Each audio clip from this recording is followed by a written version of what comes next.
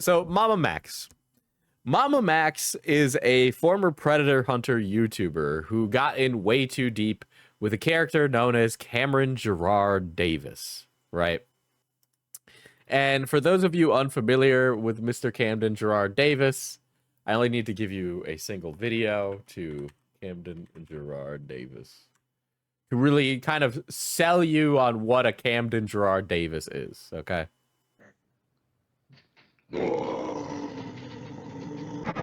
Count Blackula over here had this chick named Spencer in some roleplay polycule cult thing, allegedly. A lot of it seems that Max bit off more than he could chew. And the house of cards that Max had designed for himself basically kind of crashed. And with the crashing of Mama Max's entire persona and events around him, his entire career ended up collapsing in on itself. And he basically became yet another character in the Internet Losers Hall of Fame.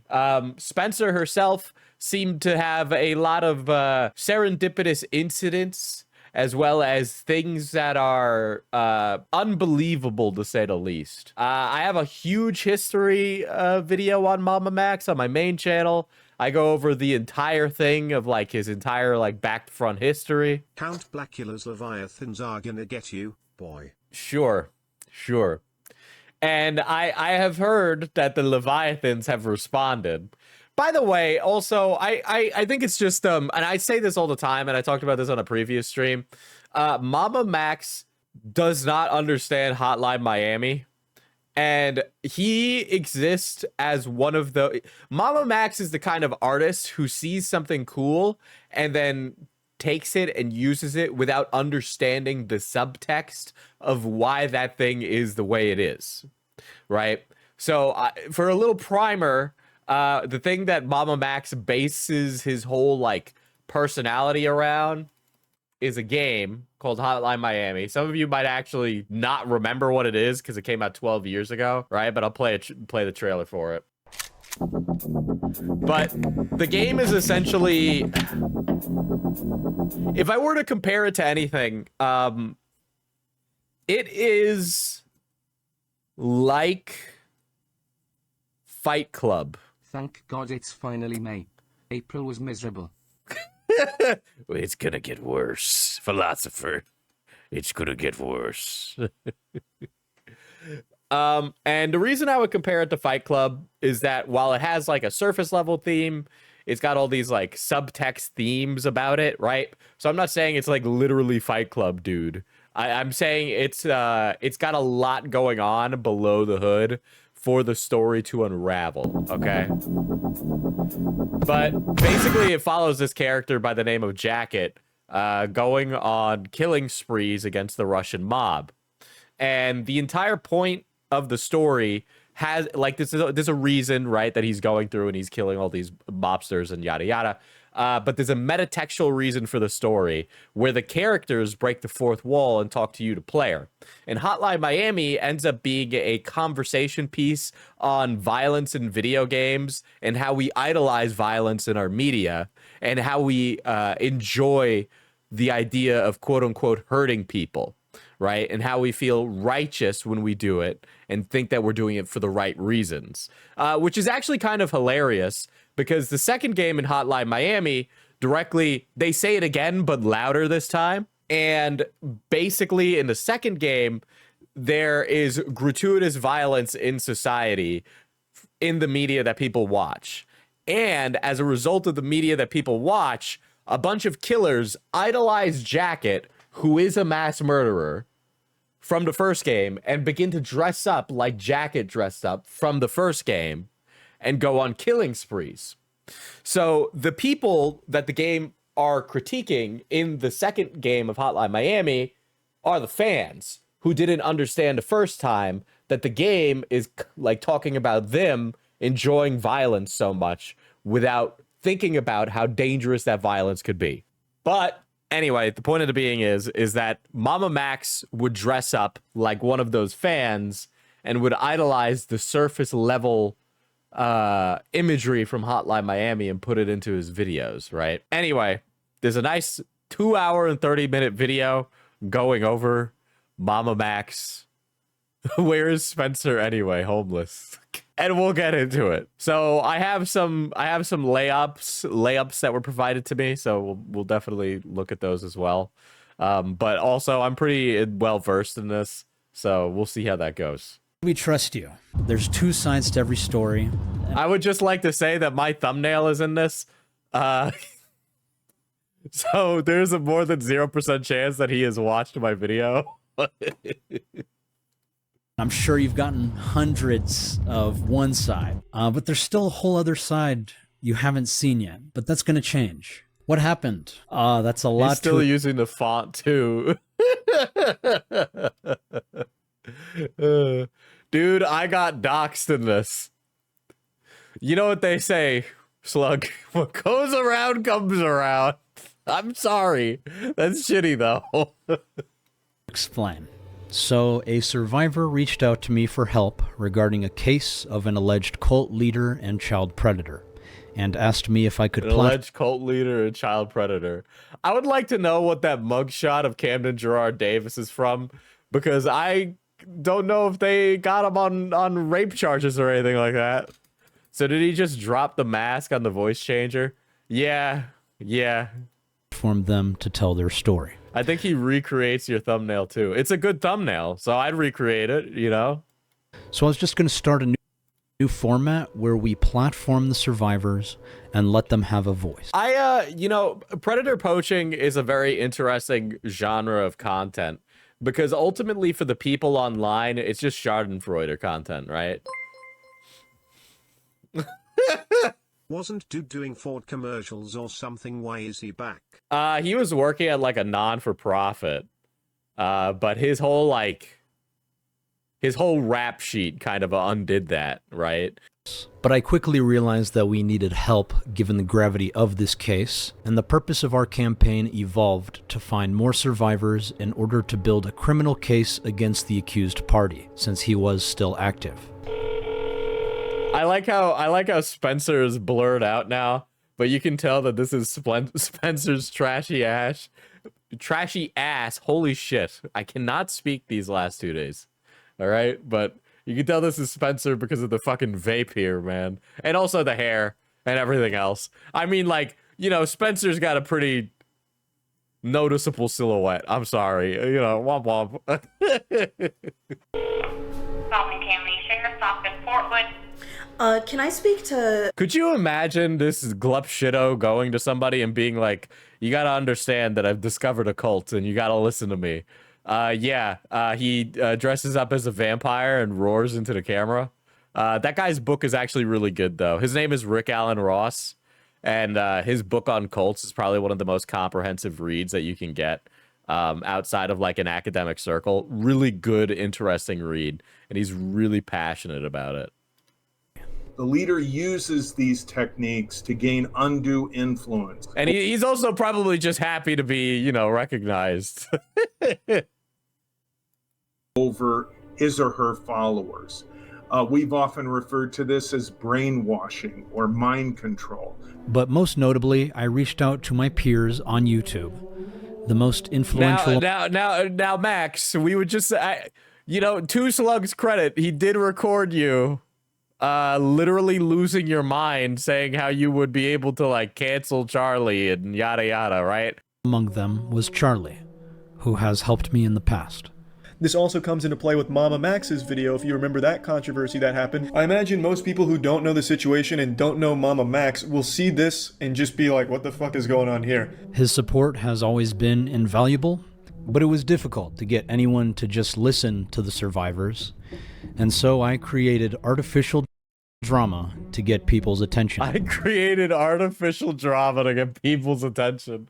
One, the drama was not artificial, buddy. You were pressed. Okay? You felt that you were like some god above the law with some insane savior complex. All right? Do it. You know what? Let me just pull up the video. Hold on. I could literally cancel you, Charlie. I could literally cancel you, and I choose not to. It's true, though. It's the truth. Like, I'm the friggin' pedo hunter. You know, because the whole Jonkler posting thing is just like, not only could you not come up with a cool name because nobody thinks the pedo hunter is like intimidating, but it's like on top of that, you just come off as like very, very try hard, Shadow the Hedgehog coded Jonkler guy. Funny that you mentioned a Jonkler. If Himpleton shows up in this, I will eat a shoe. I could literally cancel you, Charlie. And to be clear, I was always upfront that the drama was fake. Yeah, no. This clip was happening in the privacy of your own VC, buddy. You were doing that unironically. You were not doing that ironically. This is a call to action disguised as a cancellation. And that worked. Also, I'm sorry. I don't know, man. Maybe I'm past the... I like edgy, dark stuff, but I really feel like it's just trying too hard. Like the whole deep voice, gruff, like all that shit is like cringe, dude. It's like trying too hard for the type of content it is. Until it didn't. I have a feeling I would understand that Himpleton will show up, but I am not gonna actually eat a shoe, chat. Stop ignoring Mama Max. Yeah, so here, you want me to talk about it a little bit? That rubbed me the wrong way. I still don't feel good about that decision. But then the people that I trusted, the people that I looked up to, the people that I considered my best friend. The people that I look... You, buddy, were lying to people about so many things. Okay? You built up this whole fucking reputation on lies. All right? Of course people were going to sit around and defend your stupid ass, okay? And then also on top of that, when your friends come to you and they give you advice and they say, like, let's say you have a friend, right? And they're literally crashing out on the timeline, okay? You tell your friend, "Hey man, stop posting. Hey man, stop posting." If your friend keeps posting, you're going to be a little fucking pressed about it. You're going to be even more pressed if your friend starts using you as a vouch for you as a good person, okay? Right? Think about how many times people gave Max the benefit of the doubt because he was friends with YouTubers that people trusted, all right? Because that happened a lot. They all turned on me in an attempt to protect their own reputations because they saw what was happening to me. And then... So they did not turn on you because, you know, they saw the way the wind was blowing and they wanted to protect their careers. Don't get me wrong. I'm certain they wanted to protect their careers. Everybody wants to be able to have a job at the end of the day, right? But then also, brother, are you fucking kidding me? Are you fucking kidding me? The lengths and insanity you were going to, okay? You weren't listening to anybody. They resorted to creating their own deceptions around me. So that way they could bury me. No one will ever believe what I say. I'm a fraud. I'm a liar. I'm a manipulator. I'm a freak. I'm a weirdo. I'm a deceiver. I'm a monster. Dude, him having a Martin Luther King Jr. picture in the background is so funny. Babe, I'm an ally. Large picture of Malcolm X. It's like guy gets like a black girlfriend and he puts up this picture of Malcolm X behind it. It's like, girl, you gotta know that I'm on your side. And then they wiped their hands and pretended like I never existed. They didn't pretend like you never existed. Oh boy. But I do exist. And I do have my own side to all of this. And that's what I'm doing. Kind of looks like he put on some weight between now and a year ago. Am I wrong in saying that it looks like he kind of put on some size? And not like in a good way. Doing now is clarifying some things, presenting some new information that some of you might have not known. And hopefully in the near future we will resolve. Pedo busters. I'm real. I'm made of meat and monster truck tires. I'm gay. I am new in town.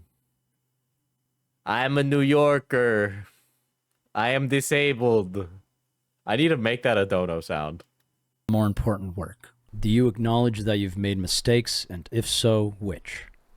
Of course, I've made mistakes. Oh, brother. Important to note that I did not have a mentor. I did have some... Guys, you gotta understand that I was learning this all on my own. I had nobody else to help me along the way. I didn't really understand what I was getting into at the time. I was just a young guy out on my own, trying on my own way. Hey guys, who's that remind you of an apology we've read recently? Not to say that this is anything like the Cinder situation, but that does read a lot like Cinder's apology. Have you ever noticed how history doesn't repeat, but it often rhymes? And in drama, people often say the same things over and over. Military training, but I was mostly learning as I was going. And I felt what I was doing was much too serious to ignore. The amount of child exploitation that is happening all over the internet. Guys, I made some scary YouTube videos. You gotta understand that I'm basically the FBI, okay? Still does not get enough exposure to this day. And that leads me to another big mistake, which was mixing fiction and non-fiction for cases that are too volatile for dramatization. Yeah, well, like, hold on, didn't Mamamax literally make cases up, like, out of thin air that just didn't exist at all? That's not even mixing fiction and non-fiction. It's like just doing a fiction true crime TV show. At the time, I felt I could do no wrong if entertainment helps bring awareness to these very real issues. But retrospectively, it just creates confusion around what's real and what's not in the long term.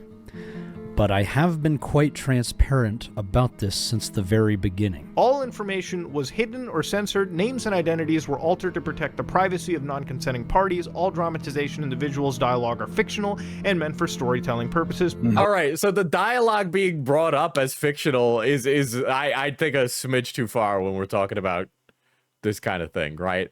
True crime kind of requires you to be a little bit more honest about the dialogue that's going on. All right? Diesel spends one drunk stream with 2 bisexual men, and now he's celibate.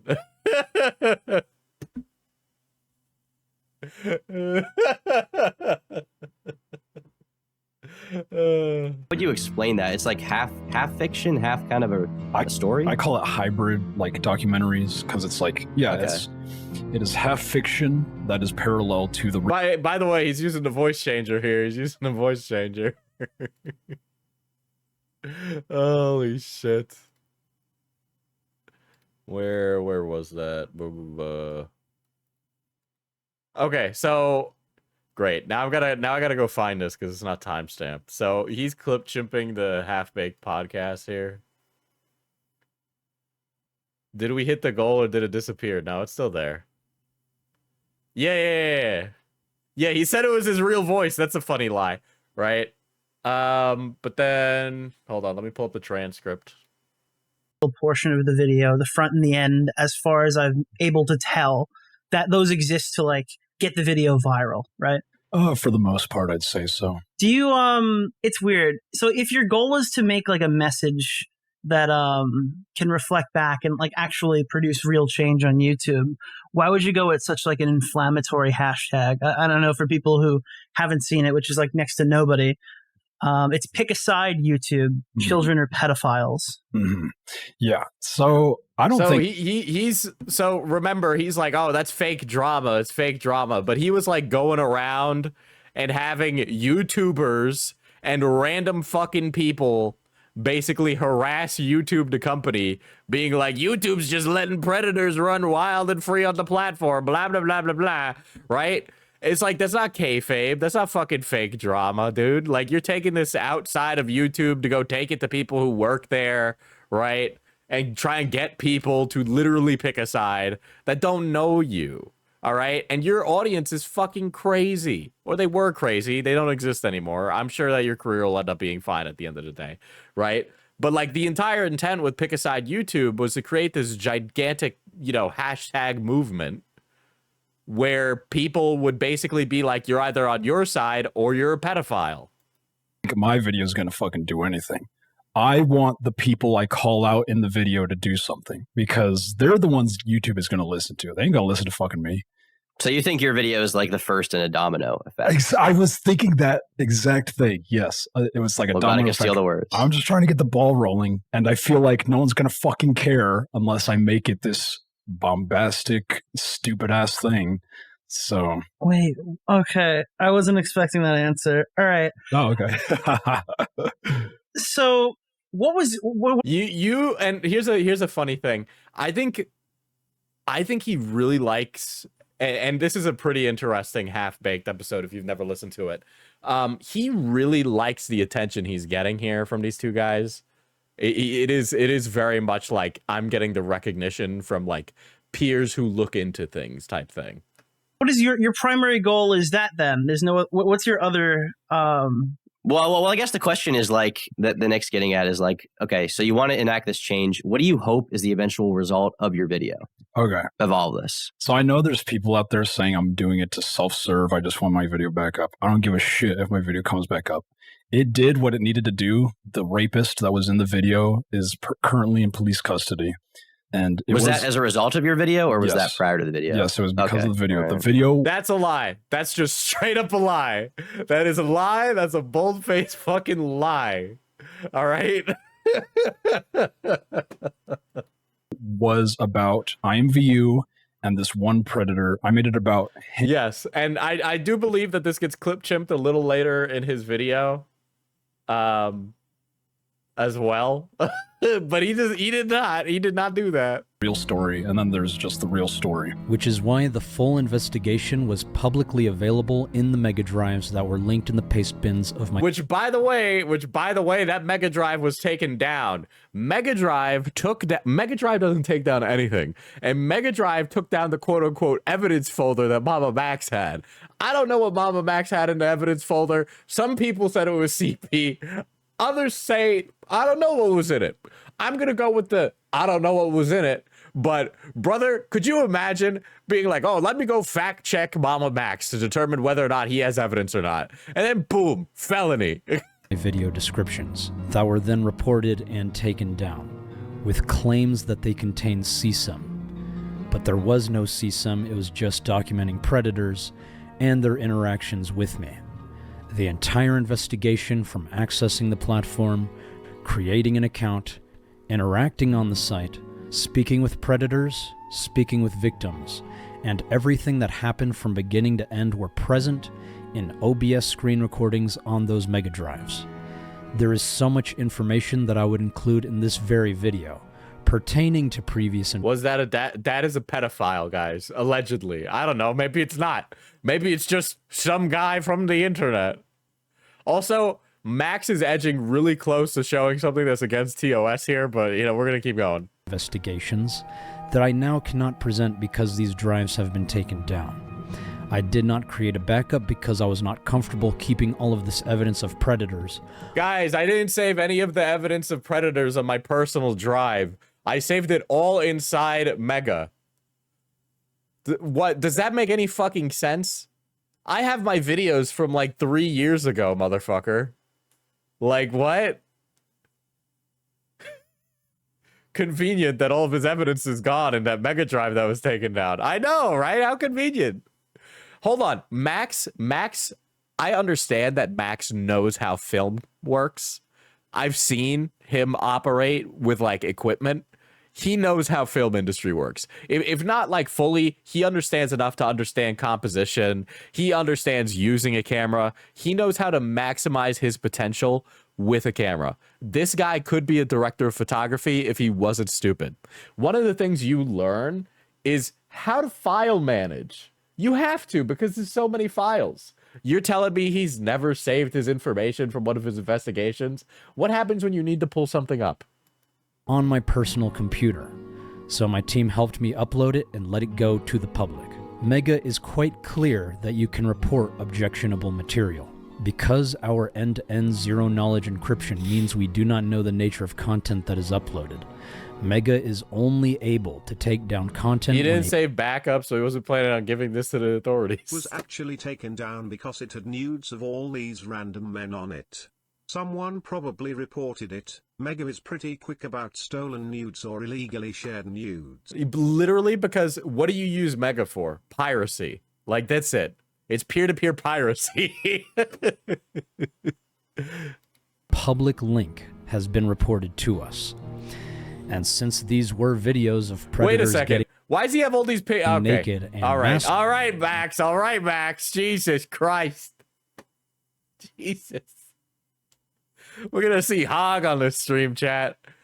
Why does he have all these pictures of random naked men, but he doesn't have any of the evidence that would help back up that he's actually gotten somebody arrested and shit? Why does he have some things, but not everything? Under the impression that I am a minor.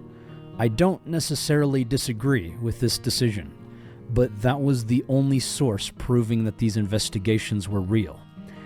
I cannot... So that's the only way that we can prove these investigations are real, but you just so happen to have all of these naked men jerking off. This is going to be 2 hours of this. I have to be here for 2 hours. And since they are gone, it has been very easy for everyone to say that they are just fake. But obviously they are not. These platforms... Unironically, yeah. If you have gotten somebody arrested, give us a case number. What's the case number for the guy you got arrested, huh? Platforms and predators are very real. Some of these same creators have covered them with me on multiple occasions. So some of you may have seen... Yeah, because you were going to your homies and being like, yo, you should cover this. Yeah, the hogs really do make it real, you know? Video that both myself... Like, this is like, have you ever seen like a create... Like, I've seen this before. I've had this happen to me before.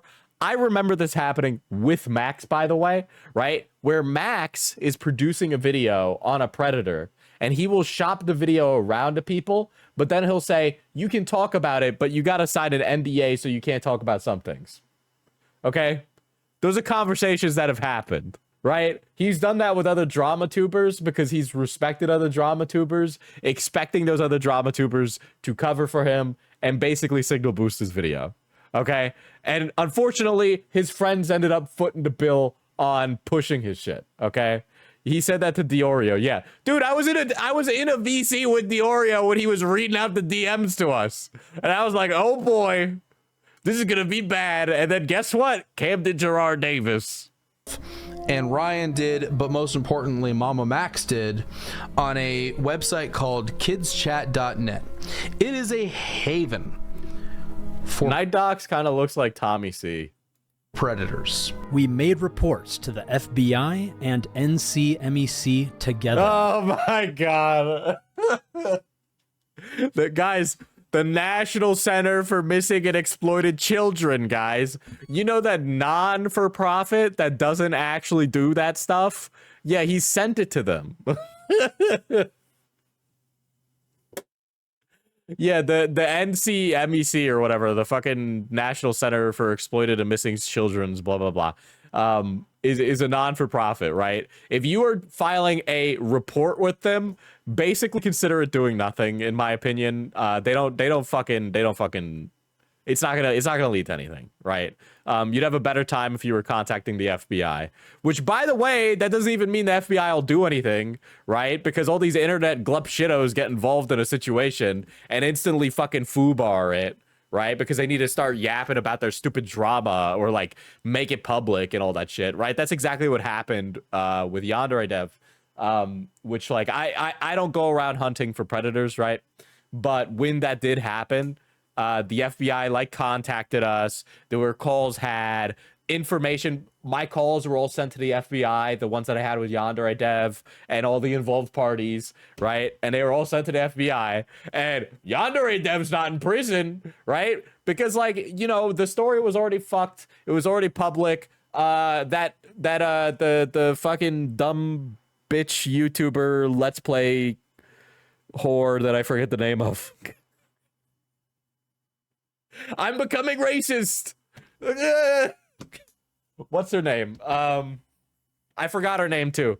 I literally picture her face and her nose. She's got glasses, kind of like a pimply face, ponytail, long pointed nose, really self-righteous. She lied to me. Yeah. So basically, her telling the minor to go talk to Yandere Dev and double reverse groom him probably is the reason that Yandere Dev's not in prison. Gotta be honest. But it turns out doing that predator hunting stuff can actually, you know, save predators from ending up in fucking prison. So maybe leave it to professionals. Sorry.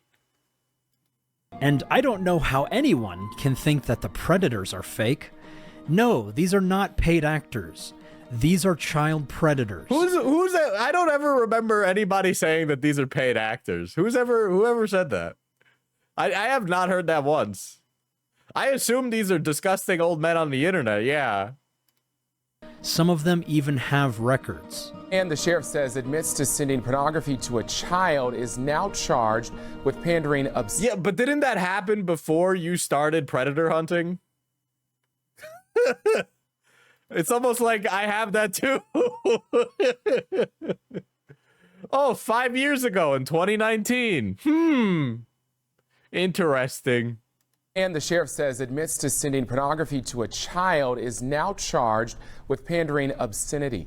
Wayne Barnett is 60 years old. Isn't this before that video with Mr. Wayne Barnett? Sheriff says Barnett sent the images to stolen predator hunter valor. A 12-year-old. Yeah, people thought the predators were fake because the victims were fake. He faked other stories of investigation into Barnett is not yet over. Crazy. There we go. Obscenity. Wayne Barnett is 60 years old, and the sheriff says Barnett sent the images to a 12-year-old. Now, I'd like to clarify that I never actually claimed to personally get these arrests. Guys, he literally said that on Half-Baked.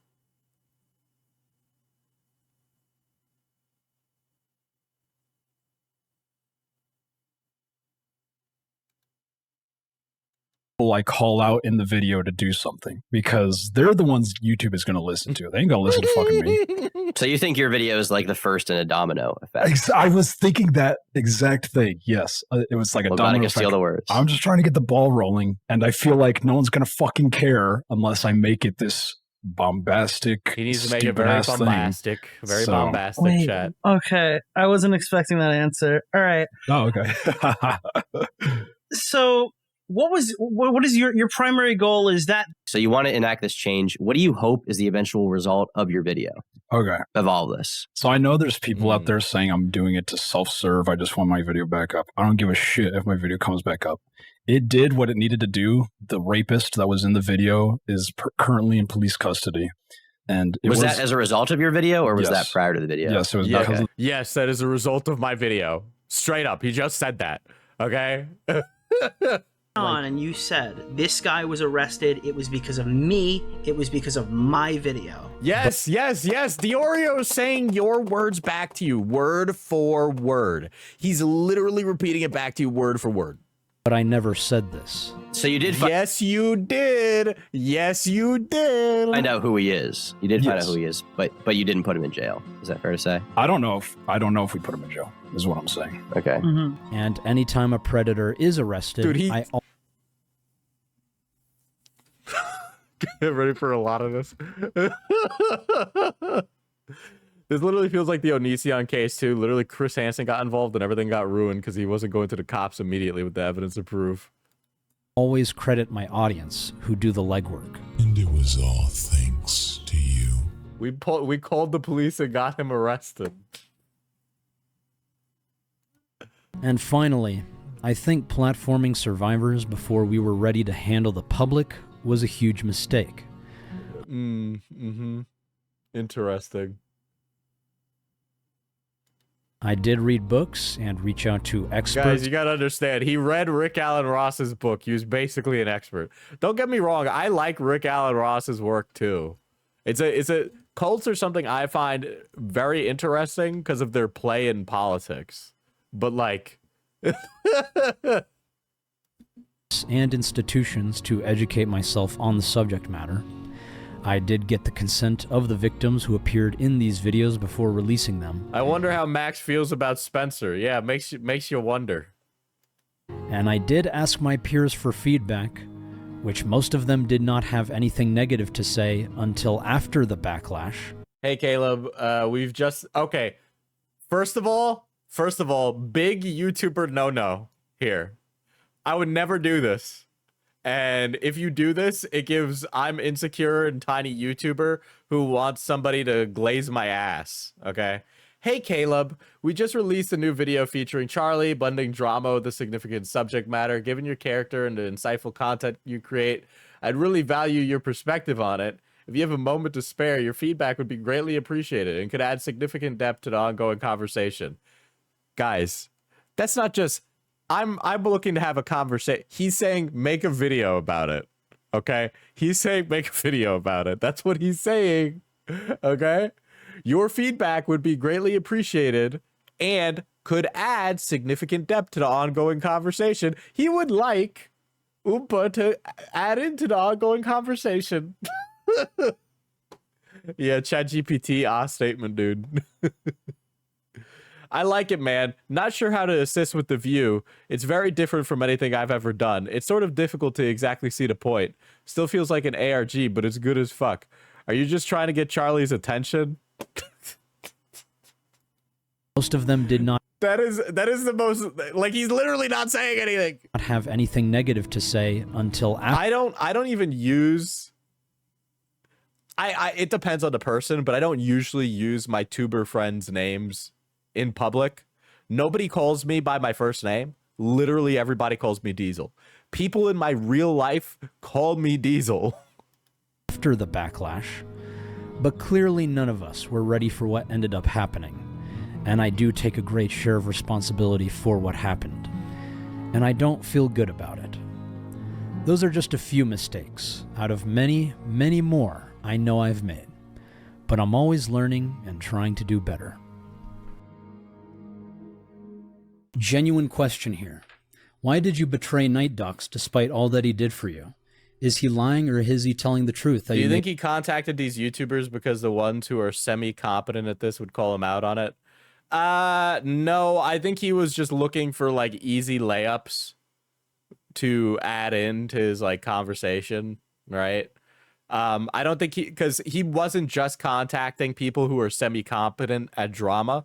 He was contacting people who were uber confident at drama as well. False allegations concerning him. He just thought he was smarter than what he was, really. I mean, that's just my idea of what I think is going on. I don't know. I actually really want to talk about this. So I meant in the predator catching space. I don't know. There's not a lot of really good guys there to determine anything, you know?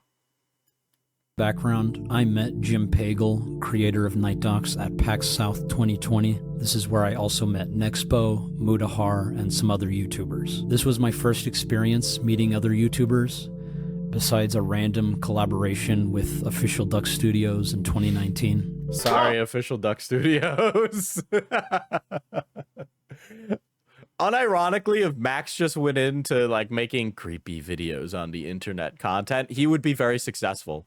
If Max had not gotten like in his high horse about this, he could have been making a lot of money doing like the same internet spooky stuff that Nexpo, or hell, maybe he could be one of those guys like Nightmind who puts a lot of effort into production. Okay, it's really part of what annoys me about Max, right, is that I understand his craft enough that I am annoyed that he threw it all the way for something so ridiculous. I mean, granted, he's crazy, but it's outrageous to see somebody fumble when they could have done so much better for themselves. Like, just unironically, like he actually did some stupid shit and like turned his life into a tragedy because he wanted to die a martyr or something. It's ridiculous. Go!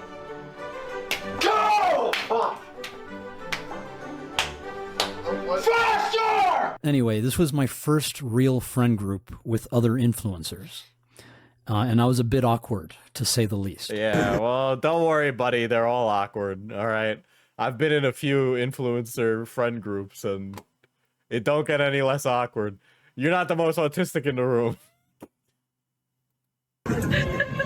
No joke, Max's hentai reviews weren't actually that bad. That's how I originally found him.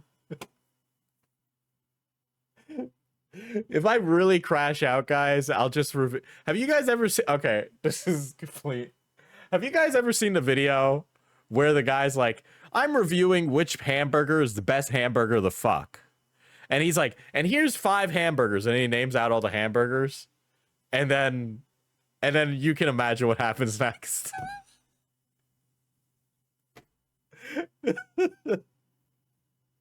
No, not the McChicken one. That's a separate video. It was a white guy. No, that was not me. There was a white guy. And he fucks the hamburgers and he determines which one's the best.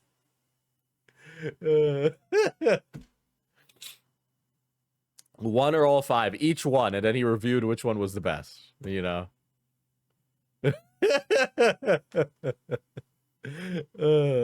Why would you spoil it? Who does what with hamburger?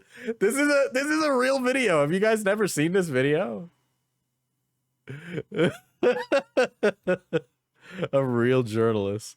So you're gonna do that with various melons, Diesel? I didn't say that, chat. I did not say that. Does he eat it afterwards? I hope not. I don't think you want to eat the special sauce on that. I was watching a Northern Lion clip recently. He got like an autistic fixation with Howard Stern and the Sibian, right? And he was talking about like different people. He was like, I think the Octomom rode the Sibian. You know, that passes the smell test. And I was just thinking, I'm like, you know what I could see happening? A Germa stream, but he's riding a Sibian.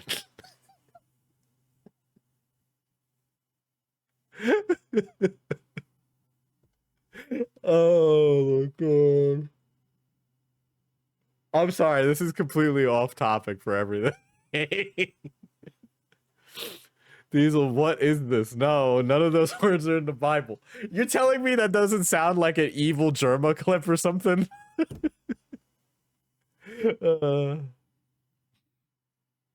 Sexually progressive Germa can't hurt you. He's busy riding the Sibian right now on stream. Oh my god.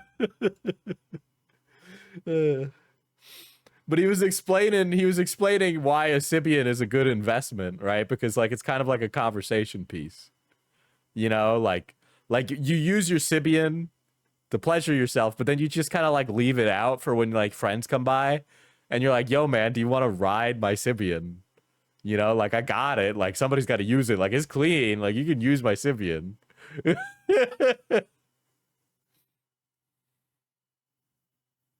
I'm sorry. That was just a complete derail. I'm begging you to stop. Bro, you can speak to it? Yeah, I can speak to it fluently as fuck. You good, bro? Chess. Dude, you want me to play chess on stream so bad. I'm not good at it.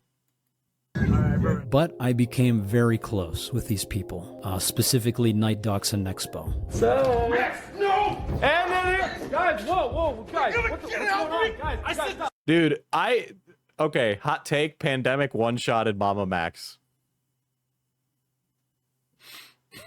You better keep that in the VOD. Editor, make sure you keep me talking about the Sibian in the VOD.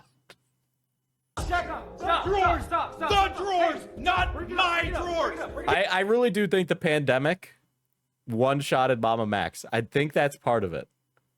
Right? I feel like the pandemic made a lot of people a little bit more crazy, and then some people just never recovered. I know we're 5 years out from the pandemic, but I think some people just never got it back. Like, ever since the pandemic, I've always been a little crazier. I'm just saying. Like, it ruined us. And Ruby and I ended up moving in with Night Docs when he invited me. And from what I remember, Jim was a very kind person and an extremely loyal friend. Doesn't he just absolutely slander this guy? Max and yeah, I don't know. Max is crazy in 2015. Well, you know, I'm not saying that the guy who reviewed hentai is a normal person, right? But I'd kind of be the gooner throwing stones in glass houses if I said that was weird, right? And Nexpo, like those guys are as close to being my brothers as you can be without being blood related. I mean, I would do anything for those dudes. And I have Oh yeah, the shit with Magnetar's GF as well. Yeah, totally. so many fond memories with Jim. But he's got the incel energy. That's what he's got. That's what it is. That's what's weird about Max. He's got the I've never been loved kind of energy to it, right? It's like you know, fucking men with mommy issues be like, and then Max. Jim would often get on Ryan's nerves, Nexpo, when we would film together. I remember this happened with pretty much every episode of Cringe Kitchen, as well as Ben Drowns Again that we all filmed. Okay. Unironically, these guys are too old looking. I like Nexpo, by the way. I've had like one or two really kind interactions with him. I think he's a nice guy. So I'm very sorry to say this about you, Nexpo. But all of you, except for Max, look way too old to be dancing in a kitchen, acting all goofy. All right. You know when somebody just like ages really poorly and the hairline is receding, it's like, honey, you might be 25, but that hairline's given 40. It's time to hang it up. All right. You coach a little league now. You don't play baseball on weekend with the boys. Together. And I think it was because Jim has ADHD. He is prescribed Adderall and often drank a lot of energy drinks on top of a nicotine addiction. So what Jim the fuck? Why is he outing Jim for enjoying some nicotine, dude? Calm down. Throughout Max's long comeback video, he's basically trying to portray his friends as bad people. He doesn't really do that. He basically just kind of describes them as like annoying, gossipy, and also way too easy to go along with one guy in the group's like theory on other people. It's very cringe and very pathetic. I mean, I don't really let people I don't like occupy that much space in my private life, but that's basically what these guys are doing. They have a fallout with their friend, they start a group chat, and then a bunch of them just, you know, wax gossipy about how much they don't like their former friend. But, like, they also didn't ever reach out to him and just assumed Max was a truth teller. So, I mean, they're idiots and also rude. I mean, that's basically it. Imagine spending 3 hours just to tell people that. If I click on the Spencer part, is that where fucking Himpleton is gonna be? Is that where Himpleton's gonna be?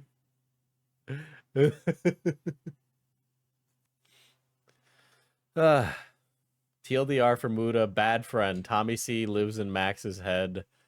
Rent-free. URR mentioned Discord NDA. Muda crimes, including contempt of court, and Carl Jopes mentions to sue Muda. Okay. Wait, Max intends to sue Muda? Okay, good luck with that. Good luck with that, Max. I'm sure with all your no money you got these days.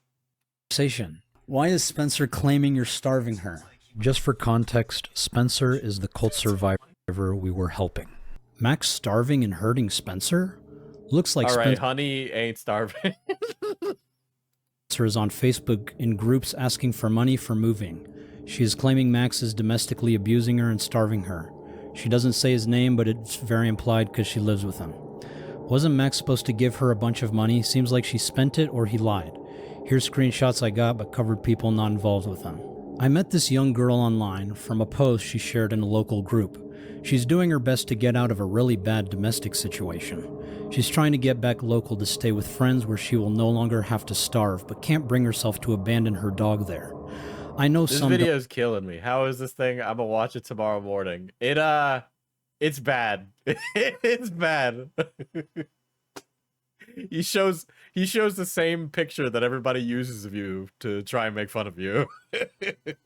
don't get it, but some will. She found a friend who will foster her dog until she gets on her feet. She just needs some help.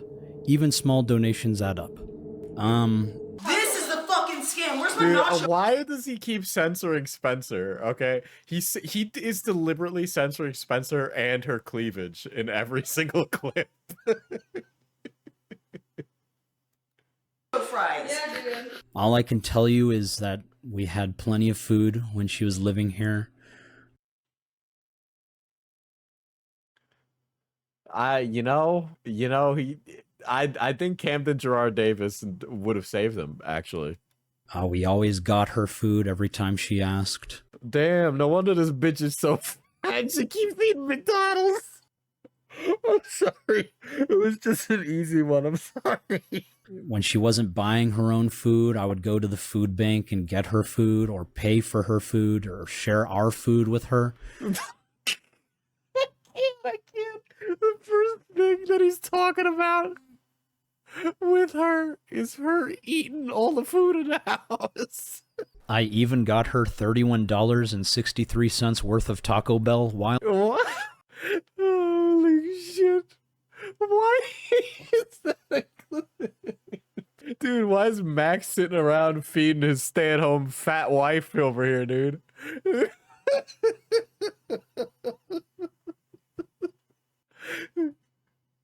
Why does he have so much recorded information of Spencer eating? That's weird, dude. While she was packing her stuff, and barbacoa tacos at her request before she left. Besides that, I don't know. So are the allegations that Spencer brought up true? You decide for yourself. Spencer is going to be his Nikocado avocado. Guys, we caught Camden Gerard Davis. Spencer ate him. So apparently one of her friends leaked a private message that I guess she was sending out to all her friends. So I ended up moving in with the YouTuber that was supposed to help me expose the cult as it was my last resort. So this is true. Spencer moved in because she was in the middle of a crisis, getting kicked out of her family home. She had nowhere else to stay. And since we were making a documentary, I thought it would be beneficial to have her close. That's true. That's true. That's true. Especially since a big part of this documentary was to get her independence. There's also multiple people living at my house. She's been a family friend for years. Ain't no way they're at another fucking kitchen table getting ready for a meal over here. All right. Every single clip in this video has been either Spencer vaping or eating food, dude. All right? She's like a fucking coal factory. She just consumes energy and puffs out smoke. And so I didn't think it would be weird if we invite her to stay in one of the empty rooms we have, temporarily. Even her father came to meet me and my other roommates, and we all agreed this arrangement was fine. But of course, the internet made malicious rumors about us because of this. In retrospect, that you were getting freaky? Because that's kind of what you're giving right now, dude. It was. I want to know why he thought having an MLK poster on the wall behind him, the virtue signal, is crazy. Well, I was saying that he has that up for his future black girlfriend, so she knows that he's an ally. A bad idea. I know, guys. You tried to tell me. Because she is a disrespectful roommate, a very demanding individual, and a hyper-reactive personality. I mean, I'm very... Maybe this is why Camden Gerard Davis abused her. This girl makes a mess in the house. Which we will address soon. He promised to cover food, medical... What the fuck, dude?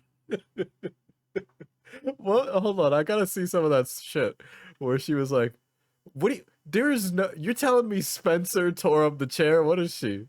Was a bad idea. I know, guys. You tried to tell me because she. What is happening here? Is dude? She's ripping a hole in the wall. What the fuck, dude? She's a werewolf.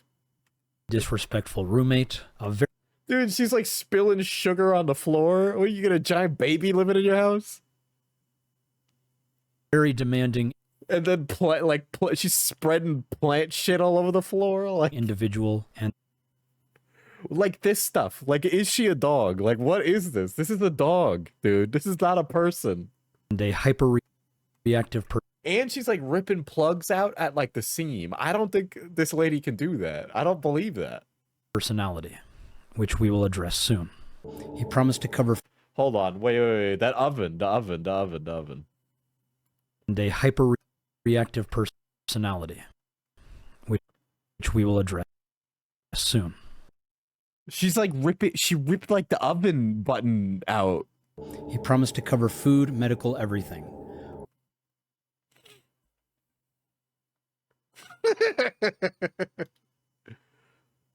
Listen, they're just trying to make sure that victims are well fed, okay? It was a full moon, Diesel. Well, he only wanted to help for the money, so he never paid any of my medical from the start. This isn't true. I paid for her first few bills, but then after everything that happened, I literally could not afford to even keep us in this house unless we were all working together. And so she agreed to get a job and start earning on her own, which is what I wanted her to do anyway, so she could become independent. He was buying food at first, but then he tanked his career, which in turn has people convinced I'm a bad person like him, so people are stalking me online. So there are people stalking her and me online. There is a guys, all the mean people online up there, Slug. All the mean people online are A-logging me for being an asshole. Why am I suffering the consequences of my actions? Community of cyberstalkers that... Oh, yes, community of cyberstalkers. You hired Slug, if I remember. That are really quite disturbing. Isn't that the guy that did the video on Mamamax? And are genuinely cyberstalking. First of all, I was one of the OG people to cover Mamamax. I was actually the person. Himpleton's legacy has actually lasted longer than Himpleton's YouTube career. That's actually kind of phenomenal. The problem is that this isn't Himpleton's only win. Okay, he might be the jonkler living in the halfway house, but he's at least got 2 wins. You got the feds sicked on him, which was a secret for a long time. So this is just one of my many cyberstalkers who has a documented history of stalking not just me, but many other people. They describe themselves as legitimately insane. Yeah, okay, listen, buddy, it's Himpleton. Okay, he's got literally 1K subs. Are you really giving a lot of credence to this right now? You're actually making him more powerful. Their YouTube About page. And has obsessively shoe emoji, dude. Created a number of disturbing videos about me, including one that's so egregious that it's unlisted, where he is stalking me, finding and murdering one of my team members. And oh my god, he's killing one of my OCs in his video, guys. Dude, I can't believe it. He's killing one of my OCs. Are you fucking kidding me, dude? Decapitating them and sacrificing their severed head on an altar. You know what? Honestly, I think Himpleton's producing Kino right now. So. Or something. These are the types of sources for the defamation campaign. And again, he is just one of many cyberstalkers that frequent the Mamamax cyberstalking subreddits. So in the beginning, I did advise Spencer to remain anonymous until the end of the documentary. Yeah, well, that didn't really last long, now did it? But she did not like the idea. I warned her about the tactics people may use against us and suggested leaving the online interactions to me. But she continued to be hyper-reactive. And even after I told her that... Dude, I let my crazy manic pixie BBW stay-at-home girlfriend dictate my direction in life. Surprisingly many such cases. My subreddits are not actually mine, but are targeted by cyberstalkers. She still chose to interact with them. Every time I gave her advice... Why are we censoring her face? We know who she is. Everybody knows who she is. She was out there. She ignored it. So she can blame me for people cyberstalking her, but you can't protect someone that isn't going to listen. So people are stalking me online, and wants me out because he's not making money off of me, but still wants to make money off of me. I never wanted to make money off of her. I even told her she didn't want to do the documentary, and I told her that's okay. Hey Spencer, your birthday is coming up later this month, and I'd like to take you back to Wiley to be with your family. While we're there, we should figure out the healthiest living situation for you. This current one isn't supporting the best lifestyle for any of us, and I don't want to add unnecessary... This guy's trying to get this crazy bitch out of his house, and he's like really stepping on eggshells to be like, listen, I think it would be really good if we just, you know, get you somewhere else right now. It's almost like, Max, you touched the sun and you shouldn't have, okay?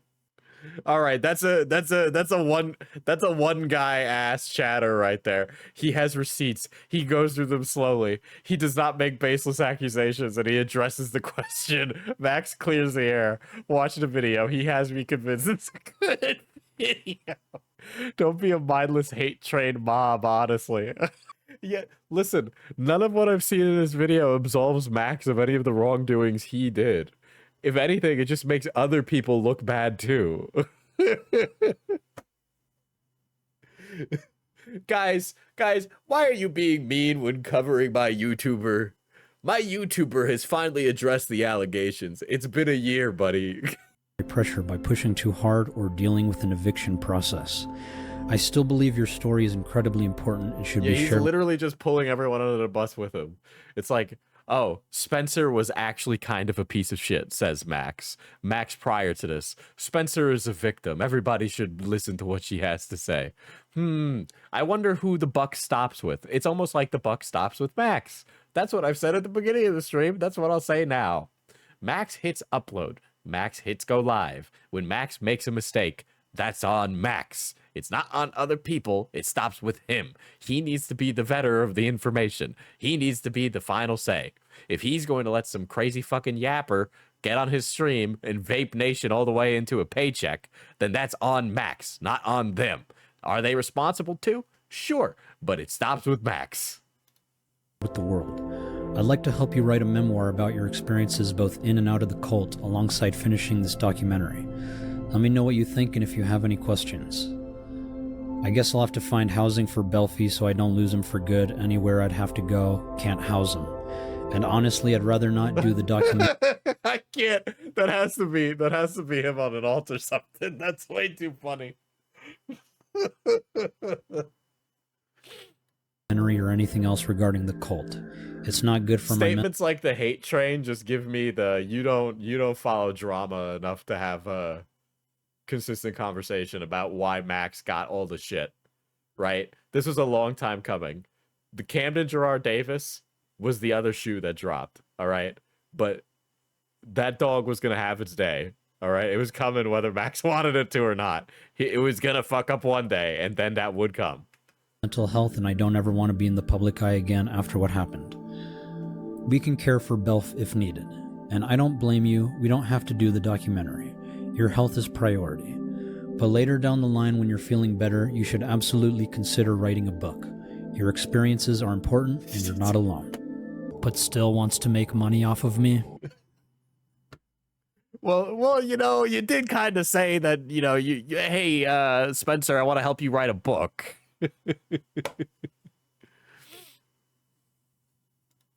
He got me a dog. We'll come back to that. He got me a dog. I'm not defending Max, by the way. He did fuck up big time, but the tables have turned. I mean, just on the gym situation alone. Damn, Nexpo and Muda, holy shit. Yeah, but that doesn't absolve Max of being involved in the toxic little gossip group with the girlies. I'm sorry, he's just a silent participant at the very least. And had me move everything I owned to anchor me. Yeah, I did not want her to move everything to anchor her. I did not know she was bringing her entire life with her, and she spent a lot of money. I simply wanted to document her experience throughout this entire process. I figured out a foster for my dog until I can figure permanent housing out. It is what it is. The spirit of Tipster lives long over the storied history of commentary. So I offered to keep him because I love that guy. And she said it was the last resort. Hey Spencer, I'm sorry things didn't go as planned. The internet is a strange place these days, and I thought reaching out to sounds like a bad breakup, yeah. Right people would make everything okay. What happened to us was really traumatizing, not gonna lie, and I know therapy will help both of us. I encourage you to take all the healthiest steps. I want to see you happy again. I think going home is the best choice for you. All your roots are in DFW, and hopefully the green will cheer you up. Rest assured, Belf will always be yours, but we'll take good care of him if you need us to. I know things were tense at times living together, but I think time and space will help. You'll always have a friend in me, and if you ever want to talk, please reach out. I still believe you have an important story that needs to be heard, now more than ever. Get the recovery you deserve, but please don't ever give up. Thank you for being concerned about my mental well-being. I hope you are doing well, and if not, also seek the help that I am. I'm currently seeking a home for Belfie, as him staying here would be last resort, and I would hate to burden you further with taking care of him. You are right, this is an important story, but at this time I think I need to put the project on hold as I try to work on myself. But my biggest issue is needing someone willing to drive the full 18 hours from Dallas to here and back. I have the U-Haul trailer figured out, but I'm panicked because if I don't get out after my dog leaves on the 15th, I'll be stuck here until after my birthday, and have no way to really feed myself. None of that is true. How would I get my stuff back? Pack a few suitcases for the trip. We'll leave on the 24th early in the Dude, I cannot. This is like a relationship. This is like a relationship, dude. They're like breaking up. Oh my god. If I had a woman in my house, I don't give a shit if she is the biggest victim on earth. I mean, yeah, their jokes write themselves. But if I have a woman in my house and she literally punches a hole in my wall, I'm not giving her a week to leave or putting up with her bullshit. If you put a hole in my wall, guess where you're going? Outside. Outside. I'm going to throw all your shit outside. If you rip up my fucking furniture like that, like she was doing, I'm not going to be like, oh, take your time, honey. Get out of here. I'd be like, get the fuck out. Get the fuck out of my house. I'm calling the police if you don't leave. You have 24 hours. Go find a place to stay. I don't care. morning. Once y'all figure out the permanent residence for you, I'll pay for a pod and load it up and send it to you. That sound good? I have somewhere my stuff can go already. I could honestly pack up whatever would fit for now in my friend's car, so you don't need a big pod, and she could come get me sooner if you'd prefer. I'll be staying with her anyways. I've been having to live off donating plasma because I was limited to remote work, and I don't qualify for anything remote due to my experience. And I don't know what the fuck is wrong with Spencer, but she is not disabled enough that if she can put a hole like that in a wall, she can be a greeter at Walmart, okay? Put in some hours at work. So she wasn't the only one living off of donating plasma. Oh my god. Oh my god.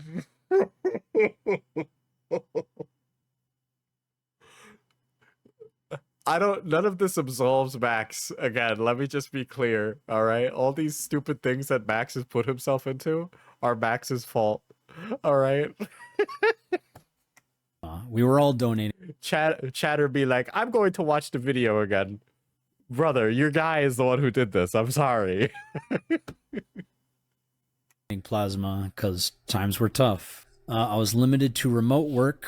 That's because we all got jobs and none of us could drive her to work. Yeah, the watermelon stream is actually next week.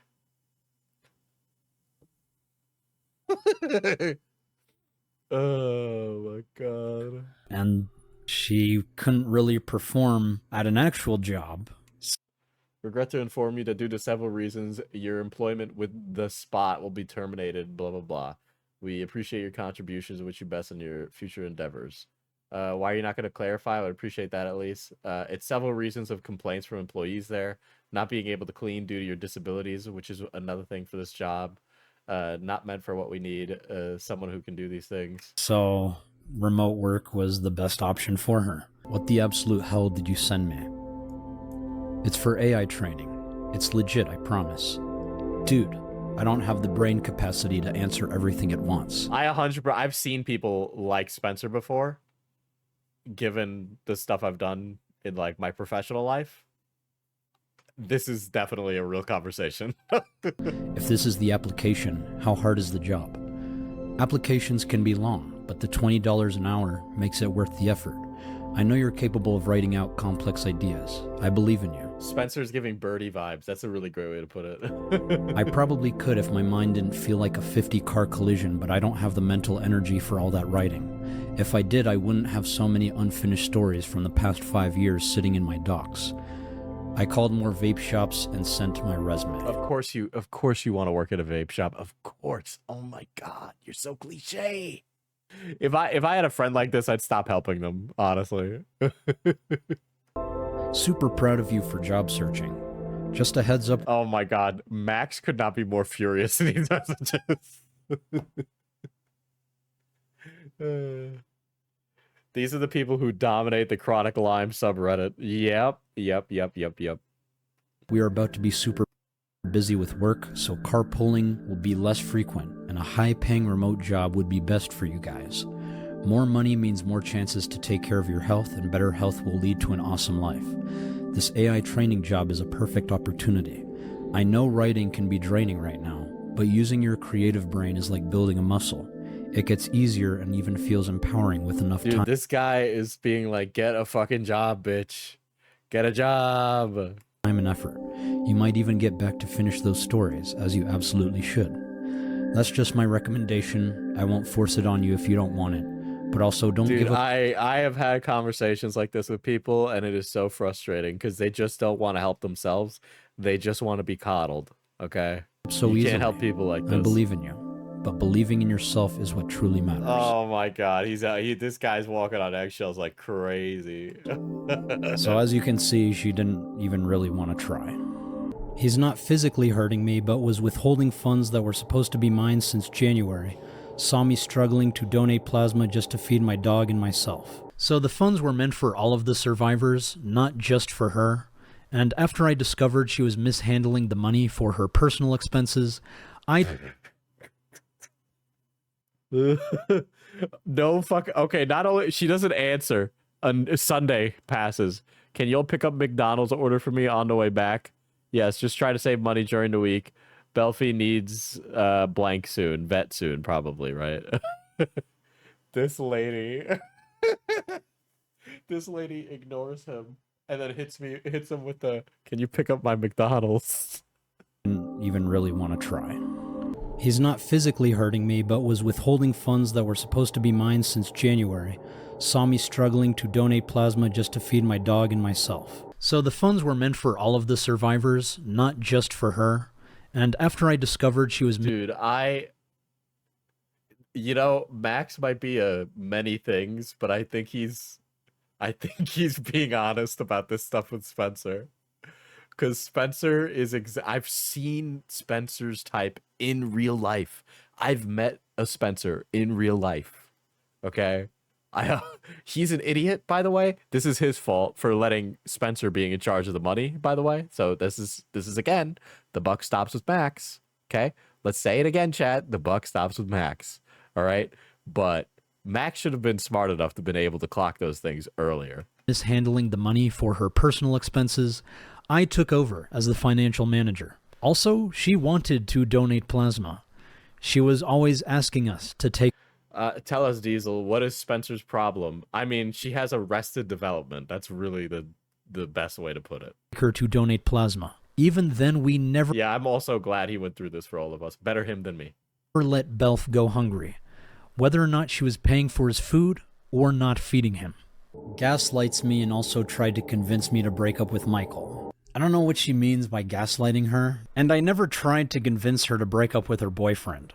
I was just asking her if she was in a healthy relationship, because by her own words, she has been in abusive relationships before. And as a friend, this current one didn't look that great, to me and pretty much everyone else. No fucking way. Crazy. Are we surprised? Mainly because he enables her self-isolation. She stayed in her room and talked to him 24/7. Oh my god. Oh my god. These people bullied someone out of my chronic illness sub for having cancer, which is more privileged than a POTS haver. I've only met one person with POTS, and it was Nani. Take that for how you will. That looked very unhealthy to me. He had Hold on, okay. $5,000 that he was supposed to give back to me. Wait, so she had an online boyfriend? Is this a real boyfriend, or was she in like a fake online relationship with some glup shitto? As funds for the survivors of the cult, but everyone else fucked off.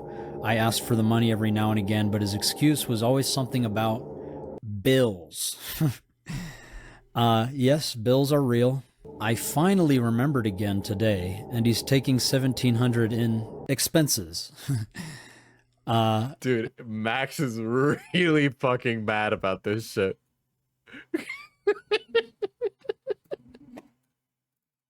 And I told her I could itemize those expenses, but she said it was fine. Also, whatever happened to the $5,000 in survivor funds I sent back to you in January for the GoFundMe? It could really okay, help. but also, I would hate someone like Max as a friend. He seems like savior complexing so hard to save Spencer. Yeah. So, like, Spencer is like this worst kind of person, learned helplessness, never going to fix their shit kind of person. And Max is this, like, hyper savior, must save and fix every single person kind of person.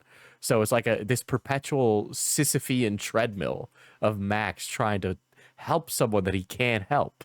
And that's just, it's so incredibly amazing because it's like the immovable object comes across the yada yada. You get it. Like he can't help, but he needs to because of his mental affliction. And she can't be helped because of her mental affliction. It's the perfect kind of toxic relationship. Amazing. Me access better mental health treatment when I leave, as well as get me situated when I arrive, and possibly even a storage unit for my valuables so I don't have to worry about moving everything I own in the future if I don't need it. It would really make things 10 times easier. You still have 33... You really just called Spencer the movable object. Well, I kind of called her the boulder in the Sisyphean allegory. But you know, I mean, I guess Max could be the boulder too. 100 after expenses. All I ask is to give me time. When Captain Save-A-Ho meets a pick-me, yeah.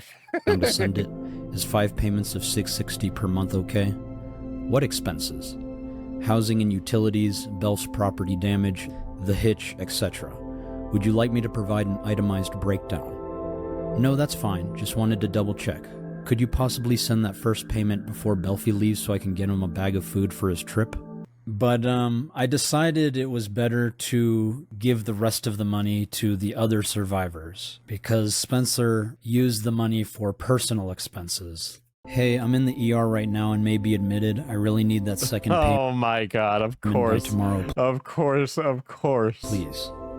Hey Spencer, what are you in the ER for? Respiratory, came in last Monday too, but I've not... Oh my god, of course. You're in the ER and you ain't in an emergency at all, bitch. That's not surprising. Improved. I wake up literally unable to breathe at all. Dude, the vape copper shavings got to her lungs, man. And I'm now admitted. Just the microplastics have taken her out. Waiting to be transferred, but I have 2 ER visits to pay off now. They're giving me magnesium right now. Dude, I unironically know somebody just like this. This is crazy. Really sorry to hear that, but I've already distributed the remaining funds to other survivors since it was meant for everyone. However, I can definitely send you some resources for financial assistance with medical bills if you'd like. No, you said you would be paying me $3,300. You don't get to go back on that after a little bit of... It's playing Skyrim combat music now. I'm getting war flashbacks. This is wild. Time has passed. You do not get to make decisions about where the funds go without talking with me about it. You knew I needed therapy and agreed to payments. You need to honor that. I understand you're expecting payment, but after reviewing the contract... You know... Nani was a lot like this. I know that she still, like, watches, by the way, so I know that's gonna set her off. It's clear that the financial responsibilities weren't met, and the majority of the funds were used for your personal expenses. Unfortunately, since... Every time I would talk to her, it would be like, my roommates are crazy. I crashed my car again. I crashed the ambulance, and now they won't let me drive it.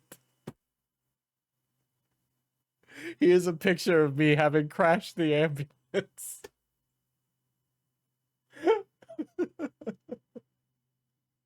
The documentary wasn't completed, you're not entitled to any remaining funds. If you're not interested in the medical resources I offered, I'm afraid there's nothing more I can do at this point. I hope things improve for you.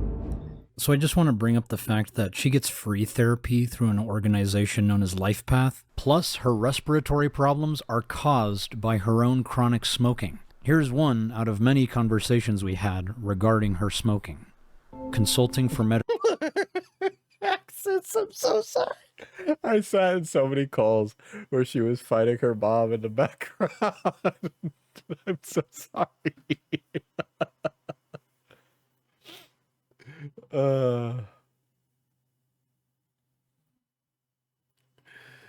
Oh boy. Crashing. Well, yeah, man. Somebody's gotta. Do you know the people who pick you up in an ambulance can be like literally crazy people?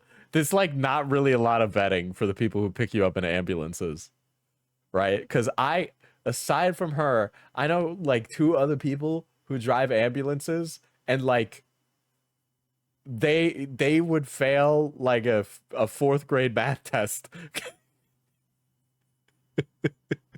When you get picked up by somebody in an ambulance, it could be either like a really well-meaning paramedic, or it could be like a fucking crazy stupid person.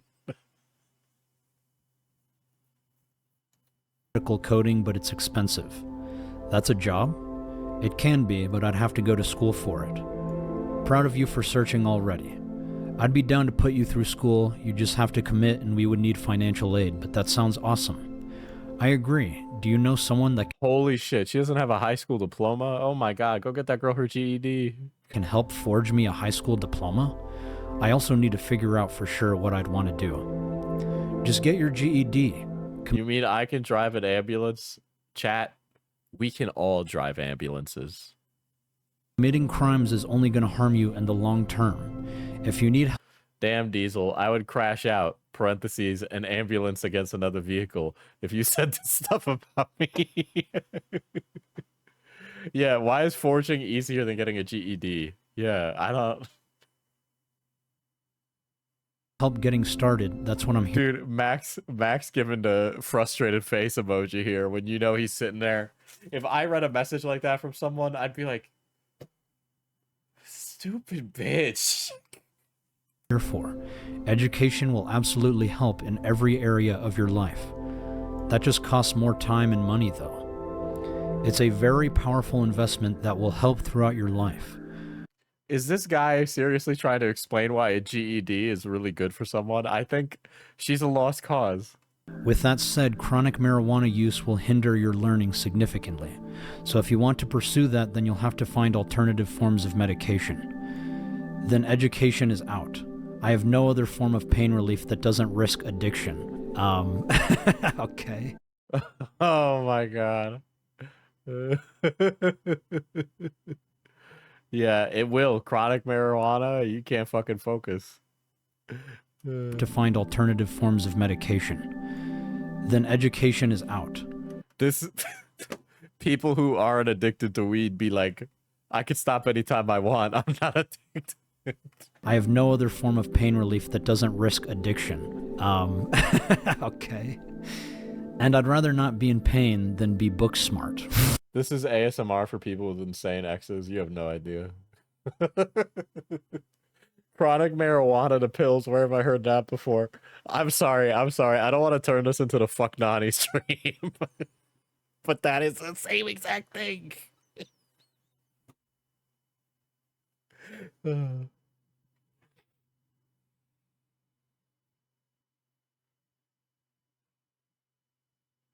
You've got a very good point there, Micro. You've got a very good point. They do hang out at high school.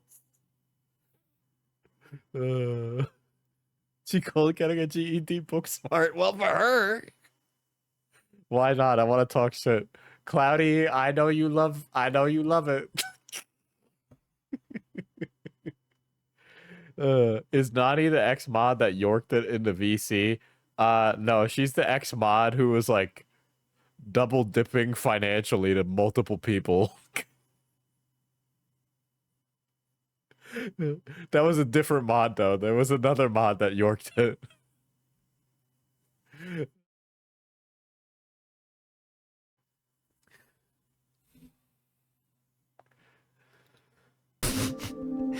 Understood, but it's an option that I cannot recommend enough for positive long-term impact. It was definitely a Discord Kittens Gone Wild situation, chat. It was definitely a Discord Kittens Gone Wild. It was like months after the drama had happened, and I kept learning things, and I'm just like, Jesus. I'm genuinely wondering if I felt bad for Nani or if I was just down bad. Probably that second one. It's okay, Axis. It's okay, Axis. I get it. I get it.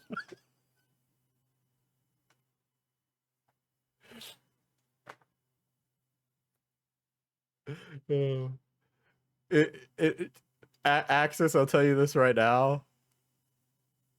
It would not have been worth the trouble, okay? It would have not been worth the trouble. I wish I could just tell everybody's personal business sometimes. But if I told you guys everything, I don't want Nani to like crash out so hard, but yeah, she would work dudes. She would work dudes. That did happen. God.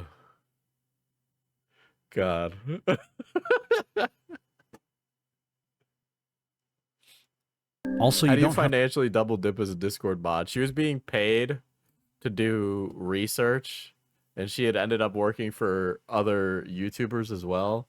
And unbeknownst to me, she was charging that YouTuber for legal documents that I would receive, that other people would receive. So she was like charging that YouTuber multiples upon multiples of money for work that she wasn't doing or work that wasn't for them. And then it turned out that she was going around to other people also asking for money just constantly. And she would be like, I am ill, I am sick, I crashed my ambulance, blah, blah, blah. Oh my God.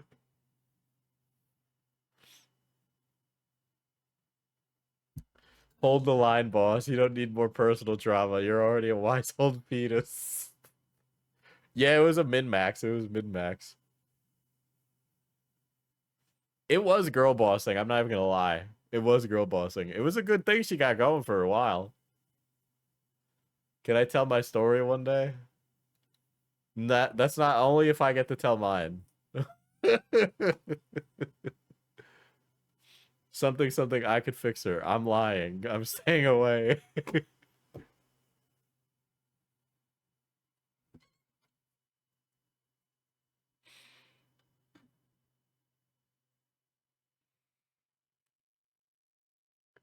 That's very pog, Artemis. And actually, it's finally good to hear some good news. I hope that it goes well, getting your bachelor's.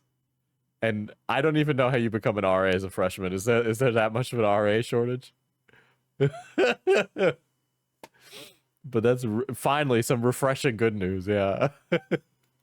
To completely quit to pursue education. I'm just personally recommending moderation if you do want to pursue education. But please don't give up on your education. You can do great things. A resident assistant is somebody who basically will like watch the other people in the dorm and make sure they're not like, I don't know, dying.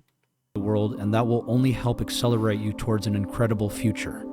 Okay, I'm done now. Sorry for the spam. If you make a post, please just don't name me, as people on Reddit are stalking me because of this YouTuber, and I don't want to add any fuel to their fire, but hey, even calling around means the world. I'm taking what I can get at this point. So I think Spencer was just trying to villainize me so people will feel more sorry for her and more inclined to help. But I did try my best. Wait a second, is that a picture of David Goggins behind him? So we have MLK, David Goggins. That's what is that? That's Malala Yousafzai, right? And then who's that guy? I can't tell who that is. People will feel more sorry for her and more inclined to help. But I did try my best to help her. Here's just one example where I'm trying to figure out what she needs. Do you want to go to the movies with us tonight? Can I let you know by 2 or so? Oh my God. The dude from Hacksaw Ridge. Diesel, I'm moving out of Ohio in 4 weeks after being stuck here for 11 years. And I get to go back to school. Can I have praise too? Yes, 2D Trash. You were leaving Ohio. Do you realize how powerful that is? You're leaving Ohio.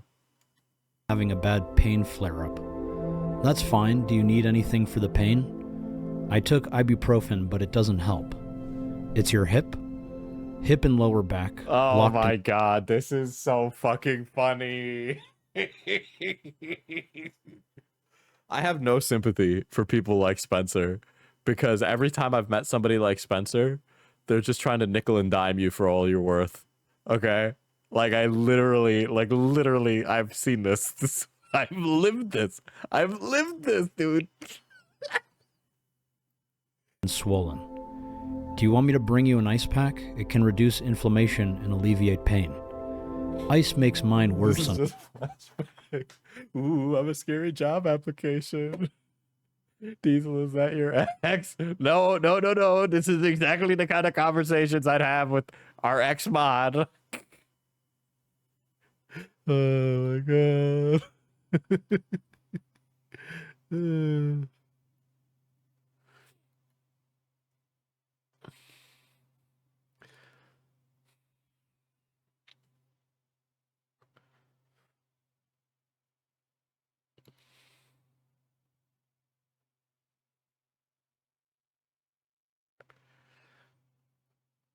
Yeah. I was an RA for a year. The only reason I did it is because I wanted a single room to myself so I could make YouTube videos. And so, I took the extra responsibility. It just really sucked, though, because I had an apartment. And so I'd hold events and nobody would show up to them. Unfortunately. Also, I think maybe I should wait until next month. Also, I got in trouble with my boss because I didn't make a fun, like, you're supposed to do like a poster for the dorm, and I didn't do a fun one. And the boss sat me down and said, do a better poster. And I'm just like, what? Every night. Aside from the hip pain, I just don't feel up to it since I've been cramping from the monostat. I'm sorry. Don't be sorry, you will be missed. Do you need to go to the hospital? The cramping is sadly normal with monostat. It's also caused bleeding, but I should be fine. Okay, stay strong. So, I did not want to believe it, but it has become clear to me now that Spencer is dishonest. While making these allegations... I'm sorry, this is just so funny. I can't believe I relate to Max on this at all. She acted nice towards me, and I genuinely thought... I'm low-key feeling annoyed for not seeing this kind of behavior for what it was. It was so obvious. Well, here's the thing. I didn't recognize it either. And it was even worse with me because I had to, like, work professionally with that person, okay? Not only did I work professionally with that person, the person also hit on me all the fucking time. We were friends this whole time. You'll see here, when I found out about the allegations, I thought she was being impersonated. No, someone shared my post about needing help to send Belfie to North Carolina for his foster and training, and she was...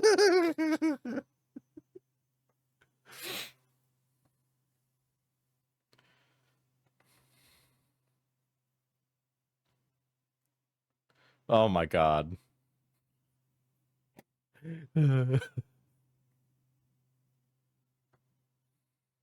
Yeah. Spencer is the Shiloh from the cat. Yeah, that's actually a really great way to put it.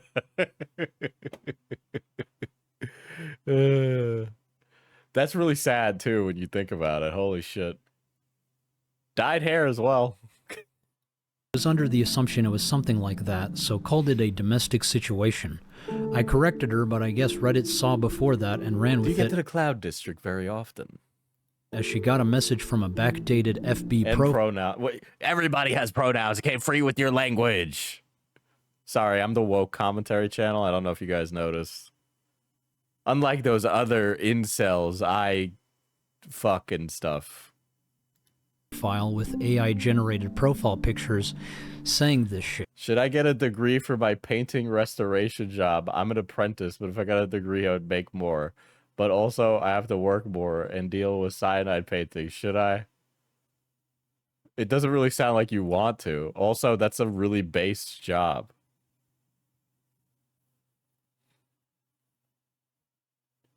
Oh, you didn't need to spell it out like that. Yeah, make your job pay for it if you can.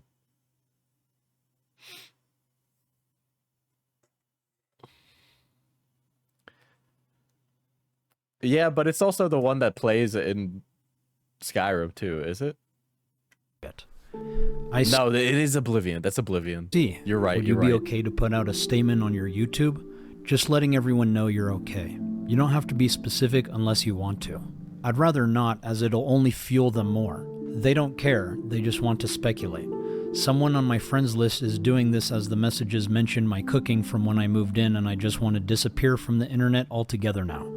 I spent too much energy panicking about it last night, and I can't afford to put any more into it. Jesus, if Spencer is Shiloh, then Max is his idol, Chris Hansen. I said at the beginning of the stream, drama rhymes. It's like history. She did not tell me about it, by the way. I say something... Dude, Axis, you're cooking real hard. Holy shit. They'll probe harder, and I don't want my family more at risk than they already are. I'm sorry. I felt she was lying to me, so I sent her a picture of the message from the person who made the Facebook post asking for the donations. And I've talked to her a lot. She told me she was in a domestic violence situation, she's been starving off and on for a long time and needs to get home. So, I don't know. I think she's struggling and trying to get out of a situation. I never told anyone there was domestic violence. I never once said that. I was struggling because my mental health was faltering and I couldn't afford food for a long time. Again, this is misconstrued. I already I'm screaming right now. explained Dude, what I told her. She chose to ultimate. use those words, and again, I tried correcting her when I found out, as I didn't know that's what she assumed. Okay, well in these situations, it's best to put out a brief written statement to correct... It was a plant. So you think the Reddit post was a plant? Do you think Max was like actually doing it? Let me in. Okay, fine. I will let you in, Falji. Let me hop in the live and then unmute Discord. Falji seeing patterns. You know who also saw patterns? Mouthy Buddha. I can't. I am not seeing patterns. I am not going to be denied this. I have said this. Hadrian, the guy who made the Mama Max video about Spencer, needs to out his source. This part of the Spencer video is going line by line, not only about the Reddit page, but also line by line from what was in that video. The donating plasma, like food banks, we don't have enough money, all line by line. And I've heard rumblings that Hadrian wasn't too happy with his source because his source was overly involved. I don't know. He knew. Okay, I remembered now. I might be wrong, so I'm not going to say who the source is. But he knew exactly how involved the source was when the source came to him. So if he wasn't happy, that's just him being upset that it didn't do what he wanted. I'll tell you what I think it is in DMs. Because I had a conversation about it with somebody. But we probably had the same conversation with the same person. We probably did. We did. Hold on, I'll DM it to you right now. Hold on. Yeah, I think that same person has like mildly mentioned it live. Oh, really? Okay. I'm not entirely sure. I'm not entirely sure. I won't say it out loud then. I won't say that out loud because I can't remember off the top of my head. I'll DM it to you. Yeah, I beat you to it. Yeah. Yeah. But that's what I'm saying. Like, there's a I don't like again. Fuck Spencer. Fucking giving me secondhand trauma. Is Spencer gonna come out saying she kicked someone's balls to death? I don't even know anymore. The source is not for us to say who it is, but no, yeah. The Hadrian guy did cave and tell a person who the source is, and of course that person told the rest of us. Yeah. And again, like I don't like. It's just one of those things where it's like. I think Spencer is a piece of shit. I'll be very upfront. I'll also say this though. So you skipped the part about Muda. Mm-hmm. I want to bring it up only because since you didn't get to see it, and I fucking spent 7 hours reacting to this last night. I want to make this. He claims that Muda, he veiled multiple times as, Carl Jobs lost for defamation. I wonder, Muda, what's going on? I even contacted a lawyer and they say they're going to take my case. your linchpin lied to you. Your linchpin stole money. You're gonna have a really hard time proving Also, that I this case believe was the never dead Carl in the Jobs water. thing happened in Australia, and their like standards for that are a lot different. So Yes, and there's different parts about Carl Jobs. Carl Jobs wouldn't shut up about Billy while in litigation, but lying while he was in litigation.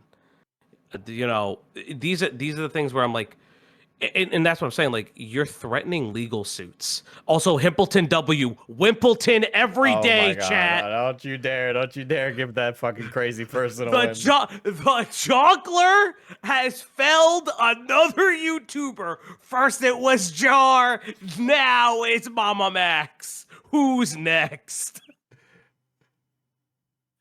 I'm gonna crash out. All right, have a good rest of the stream. Love you guys. Oh my God. Boss, hang up. Correct the narrative. If you don't want to, then you don't have to. But keeping me from speaking up for myself is only going to cause more I like that the implication here is that Spencer is an Oblivion NPC. problems. Staying silent is what destroyed us. Do you think she's and gonna this be in a remaster? Can somebody mod Mama Max into the Dark Brotherhood quest? will blow up regardless. And it did. I've already been discharged from my volunteer work because of this shit, and I'd rather not lose more. How do you want to proceed? This next message she sends is one of the most disrespectful and ignorant things I've ever read, so I'm going to stop every now and then to reply to what she's saying. You can't put out a fire with a fire. So I never ask her to put out a fire with a fire. I just ask her to make a statement that she is okay and none of the rumors are true. But I didn't realize until later that she wanted people to believe I am a bad person who is starving I mean, her. you ain't a good person, but neither is Spencer. Two wrongs can make a wrong, you know? And domestically abusing her. And at this point, maybe it's better not to work with kids if you know people are going to do shit like that. I know. I want to see an edit of someone doing a persuade minigame on a stop motion Spencer. I don't know if that's going to hold up. It sucks, but you should cut your losses because nothing will stop them from doing the same in the future. So what she is telling me is to just give up on my career path in advocacy. Discord chat NDA. Due to the problems that have happened because I chose to believe in her story and help her. Judging from... You know, guys, I know that this is clearly the death of Mama Max's career, but please look at my little Votan transport vehicle. Ooh, little car. I'm becoming delirious. I don't usually stream this late. What Michael saw on the Reddit, the volunteer thing happened before they said anything about me. Oh, I finished. Does anybody want to see my Hecaton land fortress? I finished that. I'm gonna get that. Are you good? No, I've been streaming for fucking 4 hours about Mama Max. Actually, no. Hold on, let me get it. I'm gonna have to paint the glass separate. But here it is. Look at this. Look at this guy. Isn't this cool? Look at this. I was gonna put magnets on it, but then I fucked up, and so now there's no magnets. We'll be doing it orange and red. We'll be doing an orange and red army.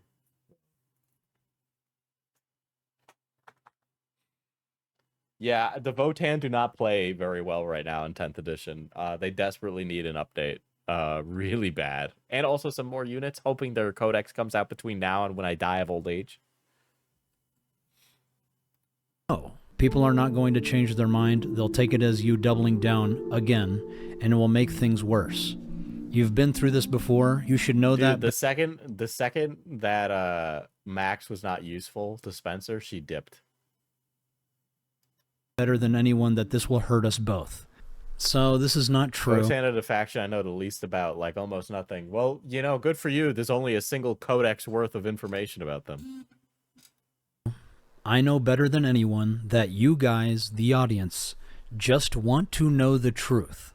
But it is very difficult to get the truth out there when there are hundreds of other YouTubers giving you different stories, claiming that they are the truth. Hey, whoa. The magnets are a thing you completely fumbled. All right, buddy. especially when some of them have much larger audiences than your own. But what Spencer doesn't understand is that you have to keep going. If you stop uploading, the truth will just become whatever is out there. If you ignore them, they will go away, but you have to give that time. You're always so impatient to put something out the moment someone says something. She's unironically right. So it's like, on one hand, just shut up. Sometimes the best winning move is to not play. Like iDubbbz, the best move was to not enter that drama, right? Max didn't need to put himself out so hard, right? That's on him. So yes, do shut up. Do say less, right? But also, in some respects, Max is also right in that if you post through the pain, you'll be successful. Mama Max and Alex coming back after so long. You know, this is making me a little worried. I feel like Illuminati might return. I don't think she's returning. Or if she's returning, she's going to do an AI channel. Actually, I think she might be back on an AI channel. Wanted to upload a podcast and a documentary. That is all I wanted. And after waiting almost a year, I felt it was time to start uploading again. Apparently, that makes me so impatient to get something out there, I guess. Let them have baseless claims. Well, maybe your first video back should have been you just going back to making, like, I don't know, horror content or something. You can find better sources of income. Just don't do a sequel to every insane 2023-2024 drama is what I call job security. anything publicized, and they can't try to do things like get you... I don't know if she did take the Quetzalcoatl route. I'm just guessing. That was just a guess. I'm probably right, though, but I'm just guessing. Put out of a job. So this is not anywhere close to true. In fact, it's quite the opposite.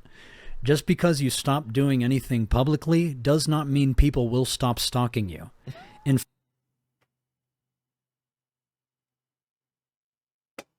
Oh my god, that's brutal. I listen, man.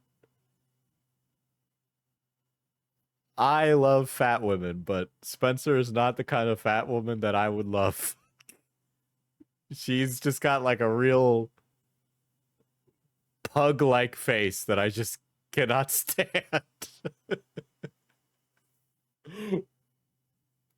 In fact, it makes it worse because the stalkers are empowered by your silence. The only way to stop stalkers... Dude, Slug and Himpleton having a feature, and this is so fucking funny. ...is to shine a light on them by reporting them to the police. What's your favorite wing sauce? I like hot sauce type things. I like it when stuff is painful.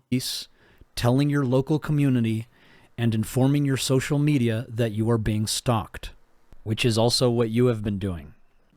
I don't understand why you'd want to try to be public again after everything that's happened.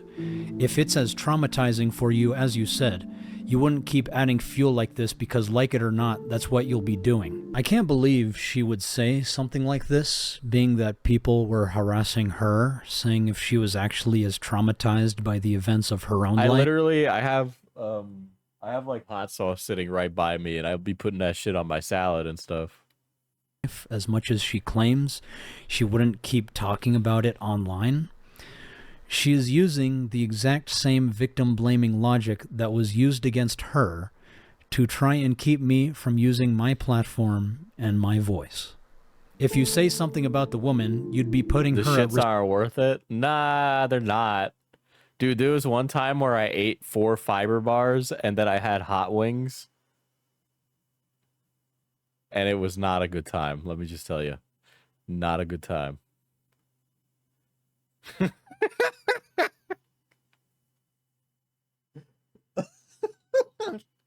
She just looks really like she should be working behind a counter of a Hot Topic. You know what I mean? Risk of harassment too, and that's the last thing she needs. They found her easily. So at no point do I say we need to mention that woman that made the post. The one who is responsible for all of this is you, Spencer. I don't care what the internet has to say, and after what they did... Hot Topic workers are nice. Yeah, maybe that was a diss. That was definitely a diss at Hot Topic workers. I'm sorry. You shouldn't either. This is trivial in the grand scheme of things, and I want zero part, zero mention. I don't exist in this BS internet world anymore. So at first, I wanted to respect her privacy. I don't even feel good about exposing her like this. And Oh my god, dude, that is an insane chat.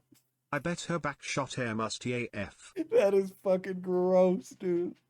That is fucking gross. Diesel, why do you microwave your salads? Hal just told me you microwave your salad. I don't microwave no salads, okay? Listen, you know, Q, if it wasn't for the musty backshot air right before that. Oh my god. Who's calling me? Who's calling me? It is literally... Hold on, Hal. You know I'm live, right? Yeah, why are you lying about not microwaving your salads, though? I don't microwave my salads. Yes, you do. Chat, you gotta understand that I put a microwaved grilled chicken breast on a Caesar salad once, and they've said that I've grilled my salads or microwaved my salads. No, you have microwaved your salads on at least 2 occasions that I know of since I've met you. Mm-hmm. I can confirm, chat. Chat, don't let him gaslight you. Hal out. I can't. She literally just came here to just. Okay, all right. Women be doing that, I guess.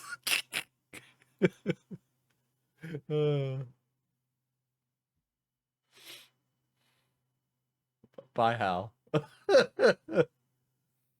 that is why I've chosen to be silent for so long, even after she continually makes claims that blow up. Believe all women, D. Ridiculous. Dude, Xylee gets real mention. All they want to do is hurt people. I know you know it's true. There are some people who want to hurt people, and there are a lot. All right, Himpleton is just like a guy. I don't know if he really wants to hurt people. Of them on that subreddit that I tried warning her about, but most people just want to understand. Q, you're enabling the lies of women. It's crazy. Understand what is going on, and when you do things like make inflammatory allegations, listen, KJ. I know I gotta eat a shoe, but I don't. I did say I'd eat the shoe. I don't have a shoe to eat right now. I only have a pair of shoes. They are gonna want to know what is true and what is not about what you said. And if you don't get the message out there, someone else will. Please understand that this isn't just about you. KJ was taking a nap. He was eeping. You need to do what's best for everyone in this situation. And what's best is to not make a shoe fly pie, boss. I feel like that's a real dish. And that you didn't make that up, actually. Not egg it on. On the contrary, Spencer, you need to understand that this isn't just about you. Now that I have seen firsthand the claims she is willing to make just to victimize herself in a situation where me and my roommates were all working together.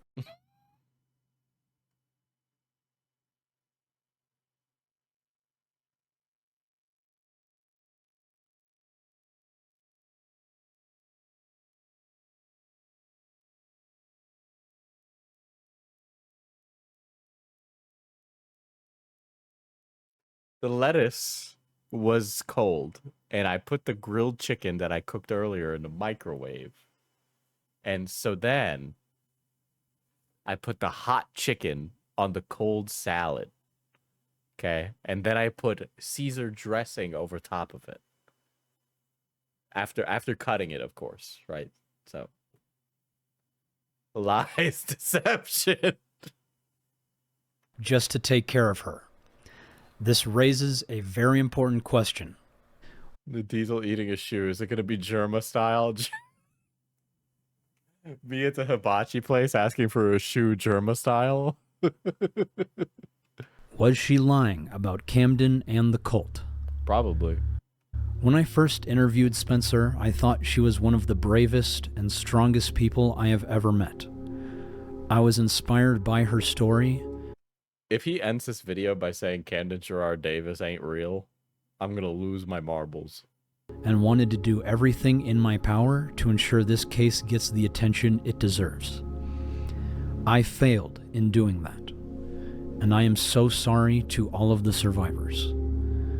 Whether Spencer The lied ultimate about twist her is there was no Blackula the whole time. experiences, I have no idea. All I know is that Spencer was one of the first to speak up about it. She was willing enough to admit to crimes, and there are a growing number of victims who can substantiate the cult's existence with their own testimonies and evidence. Many of the stories you have heard by some very influential YouTubers are not true, and I will go into more detail as time goes on. For now, I still believe this case warrants an investigation by Bro, I'm literally being salad shamed right now, honestly. Listen, you guys don't know what kind of salads I eat. law enforcement, as we have tried reporting many times. Okay, what's going on there, ma'am? So an individual named Camden Gerard Davis. You're telling me a shrimp fried this salad? More than likely resides at this address.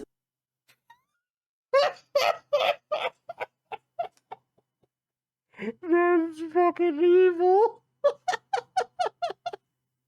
Dude, you can't say those things, dude. That's fucked up. We believe that he is trafficking minors and has Dude, they called 911 for that? Go to the police station. Okay. How do you feel about losing your job at the children's outreach thing? So for those of you that don't know, I was volunteering with an organization known as CASA, Court-Appointed Special Advocates for Children. Okay, y'all are extra unhinged tonight. It's almost 1 a.m., you know? Just be that way. It is a great organization that teaches people how to advocate for children in the United States legal system as a guardian ad litem. You are essentially a free social worker who interviews children, their families, teachers, doctors, and everyone who has... He's not stable enough to be around kids. I mean, he definitely should have gone into social work a long time ago. It's clearly where his passions lie. Information on the child's life in order to serve their best interests. Like, I don't know how stable or unstable he is to do something like that, right? Like to be a CASA, right? I can't even like comment on that because it's not like I'm in his mind. In a court of law. I highly recommend volunteering if you are interested in children's advocacy or the legal system. I was doing all of this privately, but unfortunately a group of cyber stalkers found me in the Casa of El Paso Instagram page. All right, you're making it look like it was Slug that did this. I gotta be honest. It wasn't him. It was some random glup shittos.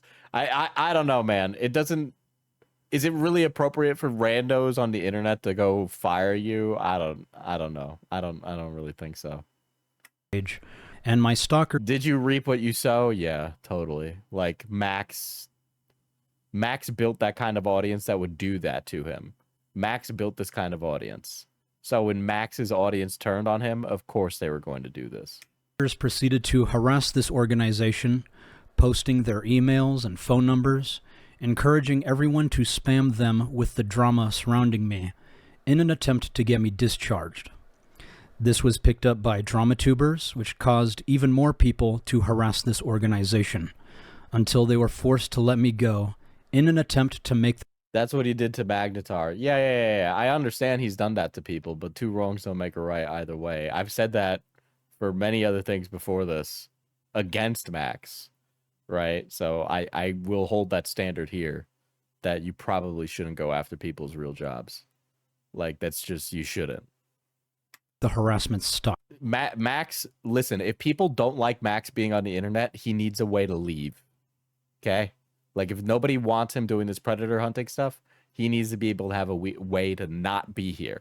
Okay? So he should be able to go get a normal job doing some shit wherever.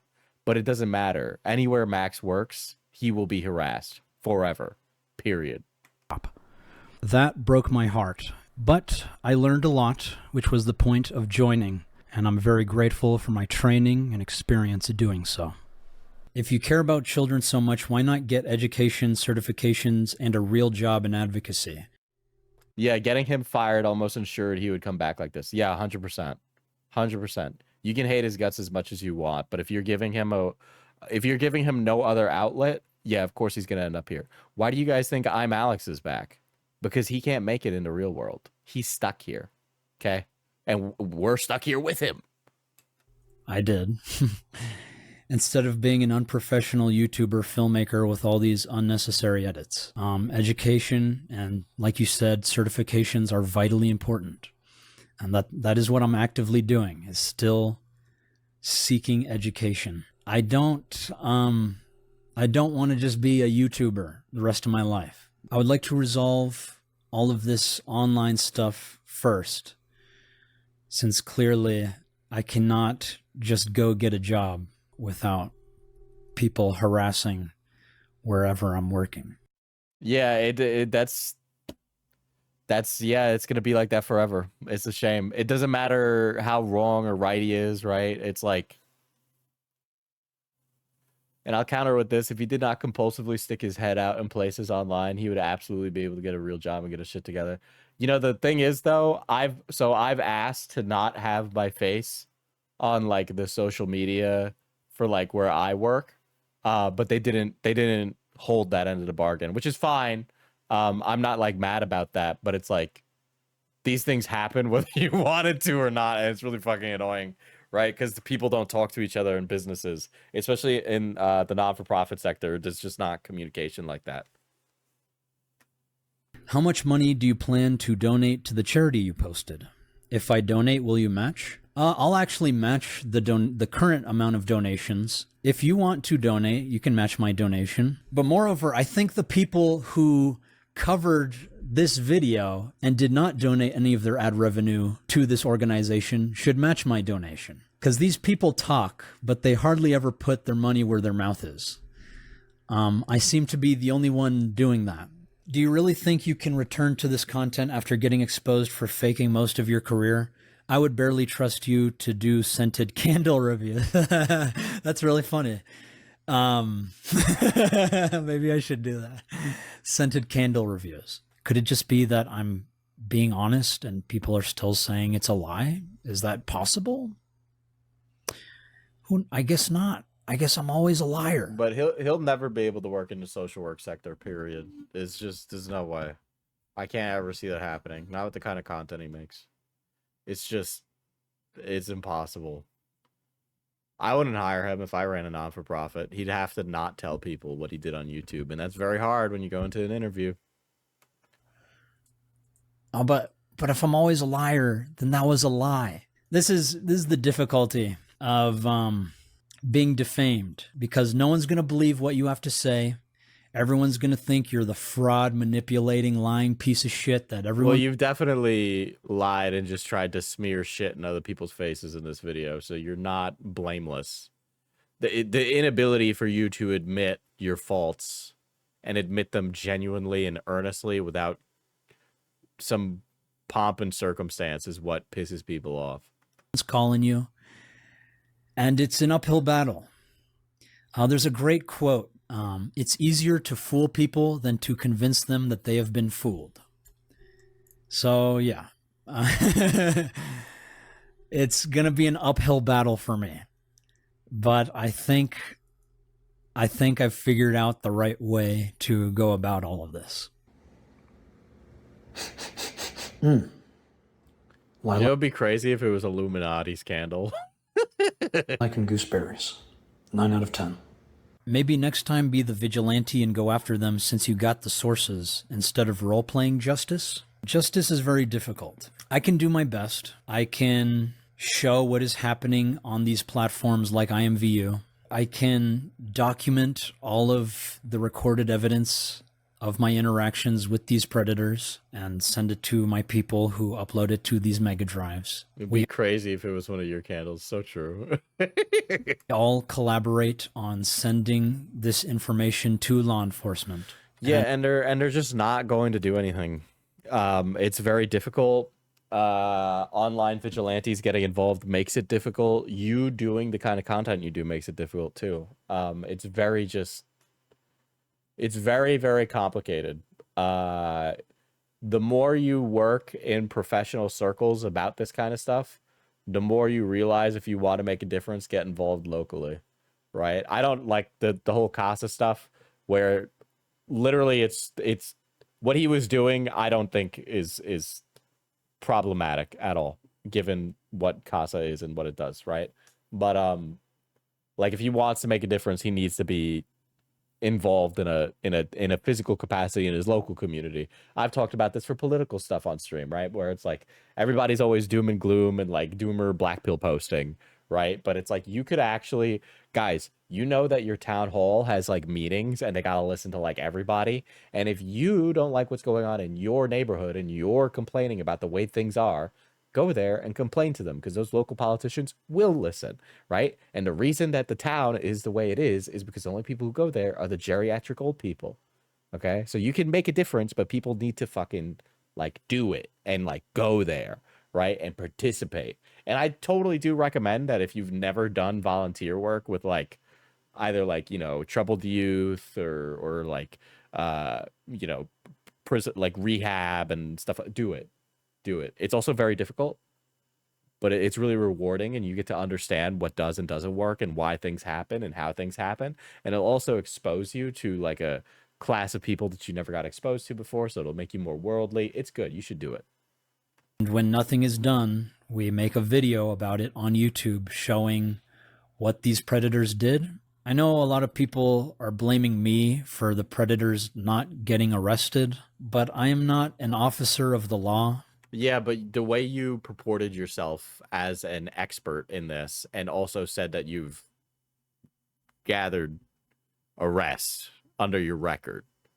So it's like you can't have it both ways by being like, well, I'm not a law officer. Well, if you're really passionate, go into law enforcement, buddy. Okay? Like fucking they'll take anybody.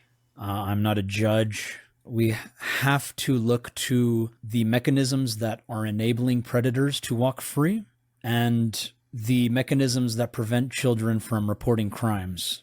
These are the real issues here. Yeah, then get involved in a way politically. Like, I don't know what to tell you. You're not going to do anything here by talking about how difficult it is.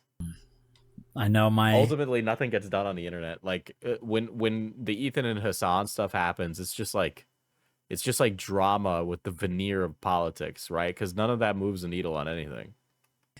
Adversaries want to make it seem like Mama Max is the issue. I do not control these systems. You are a symptom of an issue, and you're also a symptom of the social media space encouraging wildly outrageous behavior in people and getting kudos for doing it.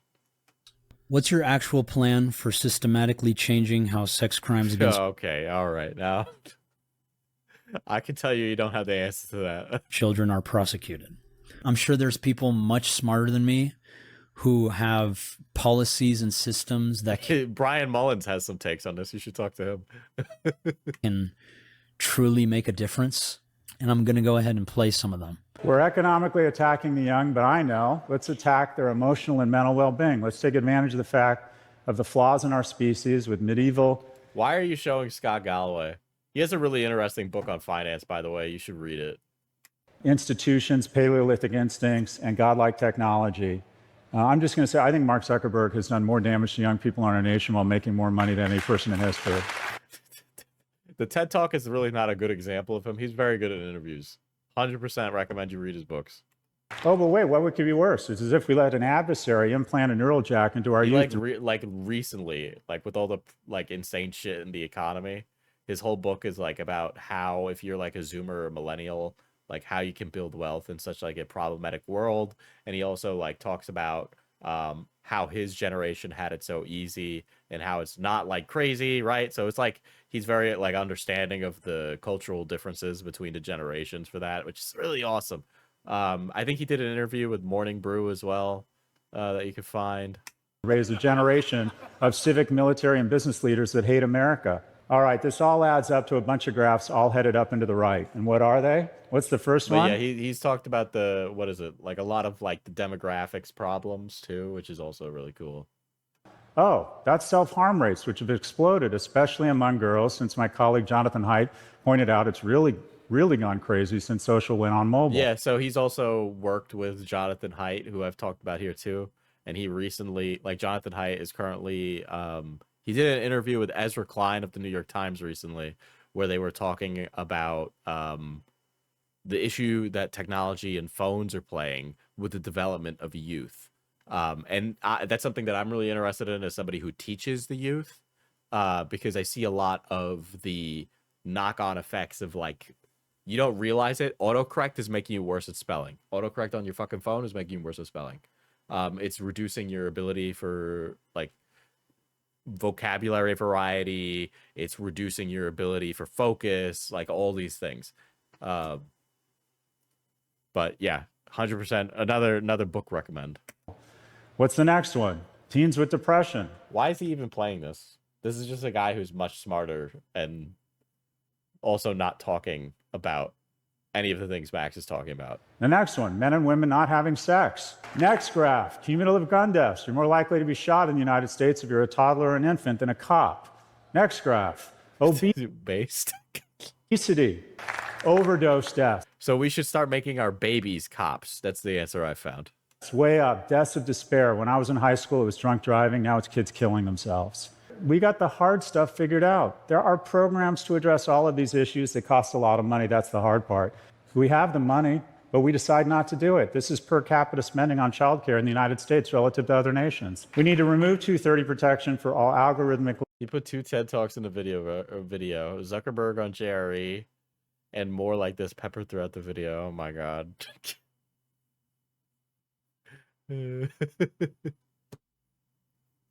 I didn't go to school, Diesel. I can't spell without it. So what about my very specific thing? You can do like a free class online, I guess. That's what I do. I'm practicing my high school math in a free online class. Elevated content. So just a quick explanation. Section 230 protects platforms from being held liable for user-posted content. So let's use an infamous teen dating app as an example. Despite the fact that they have a massive child predator problem, they can't be held liable for the crimes that are being committed on their platform, and thus have no I'm sorry. incentive to fix the issues, except for reputational damage when someone exposes them. If Section 230 could be corrected to specifically hold platforms accountable if they are perpetuating... That is definitely... I see why that would definitely blow up in its face. A lot of that, I have a feeling, exists because of, like, just content people put online. Like, this stream, or a YouTube video, or a movie review. Crimes. Yeah, that TED Talk is not the best example of his work. He is an author and a professor first. Then that would only push platforms to prevent crimes against children on their services. I know you asked specifically about prosecution, but prevention is infinitely more important to me. So, yeah. Yeah, if Section 230 is gone, sites can tell you only whites on screen. Oh my god, Connor? Wyatt Connor's in this video, dude. Why do you think basic criticism of you is mass psychosis? I don't. I am just... Didn't you say something like that at some point? Explaining a reality we are dealing with on the internet. But this is why I hate the commentary community sometimes. Like, I legitimately, like, fucking hate some of these people. Because it's always like, well, a lot of people went with this, right? Sure, I understand how a lot of people can get something wrong, but, like, there are also people in this space who are absolutely happy to be, like, wrong, as long as it's financially lucrative. I can't make a follow-up video because it won't get any views to correct the thing that I personally fucked up, right? So they're not incentivized to correct anything or tell the truth. They're incentivized to do what people want to click on. And if there's a jerk wave going on, well, people are going to... This is such an uncharitable clipping of Nick, dude. What is this? Want to click on the negative video. So that's what drives me crazy. There's like a fucking incestuous commentary community right now that is ain't no way we're getting cabal allegations in this Mama Max video, dude. I swear to God, we are never escaping the Tea Party group chat. For-profit misinformation machine or whatever. And then whenever it gets called out, they all have like a huge pity party for themselves. Oh my God, I can't believe this my this neck. turnaround. What? Wow, this plot twist is crazy. Guys, we really got to be better at this in the future. It's like, no. My position on Max hasn't changed at all.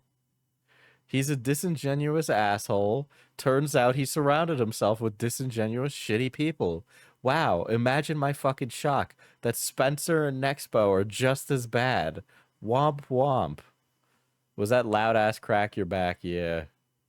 It's a for-profit misinformation machine. For someone that's a for-profit misinformation machine, that was well said, Nicholas Diorio. That's what I'm trying. God forbid you give a fucking opinion on the internet. Some glup shitto is gonna be mad about it. Dude, Nick is constantly... Dude, everybody's living rent-free. Nick is living rent-free, dude. Must be how he pays for all those fucking pinball machines. Trying to say about mass psychosis is that we're believing all of these things that aren't real. We are still talking about mostly conversations that we've had, 4 years ago about spread of misinformation. It is mass psychosis. Got it, Max. Things like that. The rate and acceleration of new kinds. All right, I kind of feel like Max is one of those pseudo-intellectual... Some of you said that Max is like an AI, bro. And he is definitely giving surface level, like... dumb intellectual shit because he keeps constantly doing that. Of threats, new kinds. Like the only reason I knew of Scott Galloway is because I like read his books because I found his ideas interesting and I wanted to see if he actually could back that up. Same thing for Jonathan Haidt or like any of the other things that I give reading recommendations on is because it's like I like to read books, but it's like I don't ever sit down and watch these like fucking videos. Because none of the discourse that gets on in these videos is deep enough for me to develop an understanding that I would feel confident talking about it on stream. Issues. The growth rate of that is growing far faster than the growth rate of our capacity to mitigate or respond to those threats. I was speaking with someone in the fact-checking network who said, there's now 200 billion messages a day going through WhatsApp, 15 billion going through Facebook. They get about 100 fact checks per day. If you think about a bank being over-leveraged, and how much risk are they? How far over their skis are they? We've got about 200 with, as Senator Sass said, guys, where are the fact checkers on the Mama Max story? Mama Max says into the void. Criticism. A mass psychosis is an epidemic. Oh boy. Okay, you are actually like a 2 IQ Andy. Okay. Of madness. And it occurs when a large portion of a society loses touch with reality and descends into delusions. This is okay. All right, dude. Mama Max out here fucking sunning his perineum, all right, while listening to Andrew Huberman do a wake-up routine on his fucking $50 a month fucking wake-up meditation app, okay? This dude's going for runs listening to David Goggins call him an ass. Dude, he's eating liver out there raw to make sure that he maximizes his testosterone. Oh my god. Such a phenomenon is not a thing of fiction. We are controlled by the algorithms that push us one way or another. Social media divides us. Oh my god. Oh. Oh boy. Sure. I'll give you another recommendation from something I've read. Let me pull up my Calibri.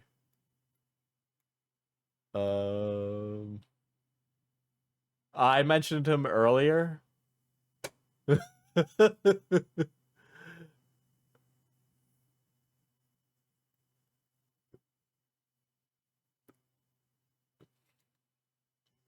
Exactly. That's exactly where my position is. That's exactly where I'm at.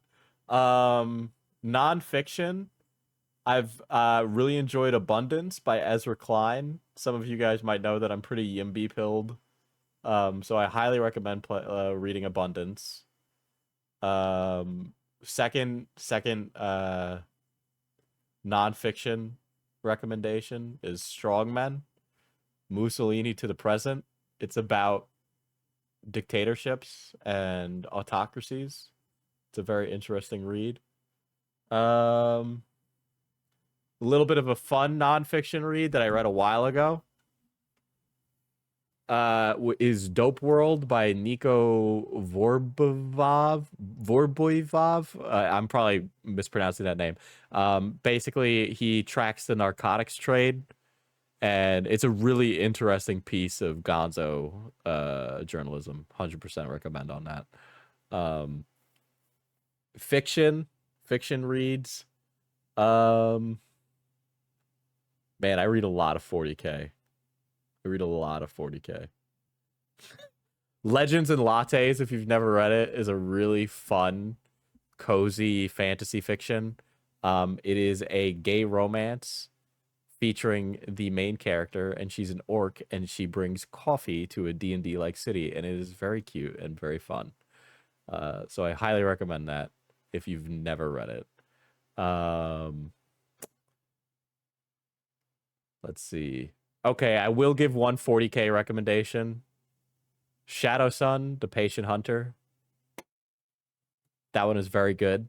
If you're interested in the Tau, it's very interesting. Some crazy lore things happen in it. Also, I've been reading Anne Rice's Vampire Chronicles. So, highly recommend. If you, I spent a long time not reading any of the classic vampire stuff, and I'm kicking myself for that. Best 40K book, man. Everybody recommends it, but like, fucking get the Eisenhorn trilogy if you can. The Eisenhorn trilogy is just that phenomenal, and you should read it. Night Lord's Omnibus is really good too, if you're a 40K guy and you've never read that. What's another good 40K book? Fuck, there's a lot. I have a lot in my library. I'm like going through my digital library right now.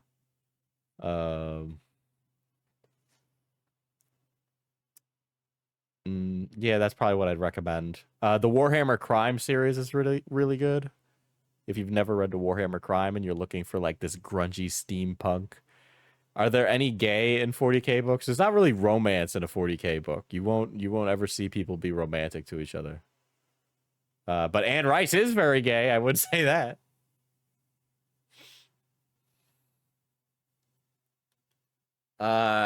Cat Was Taken, the mod, got me Memoirs of a Geisha. I haven't read it. I tend to struggle reading physical books, but I will try and read it. Infinite and Divine is also very good. Caiaphas Cain is also very good. The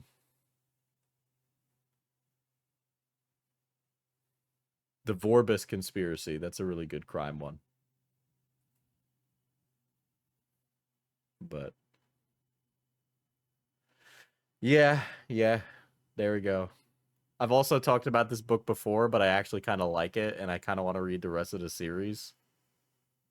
Thank you for the $3. No message with that though.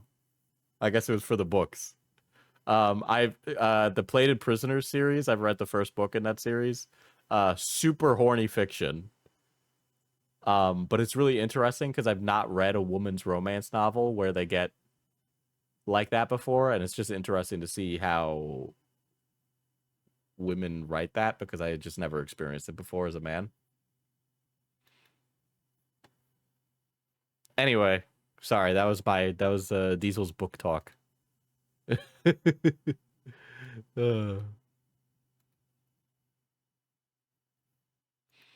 Makes us more extreme and less empathetic.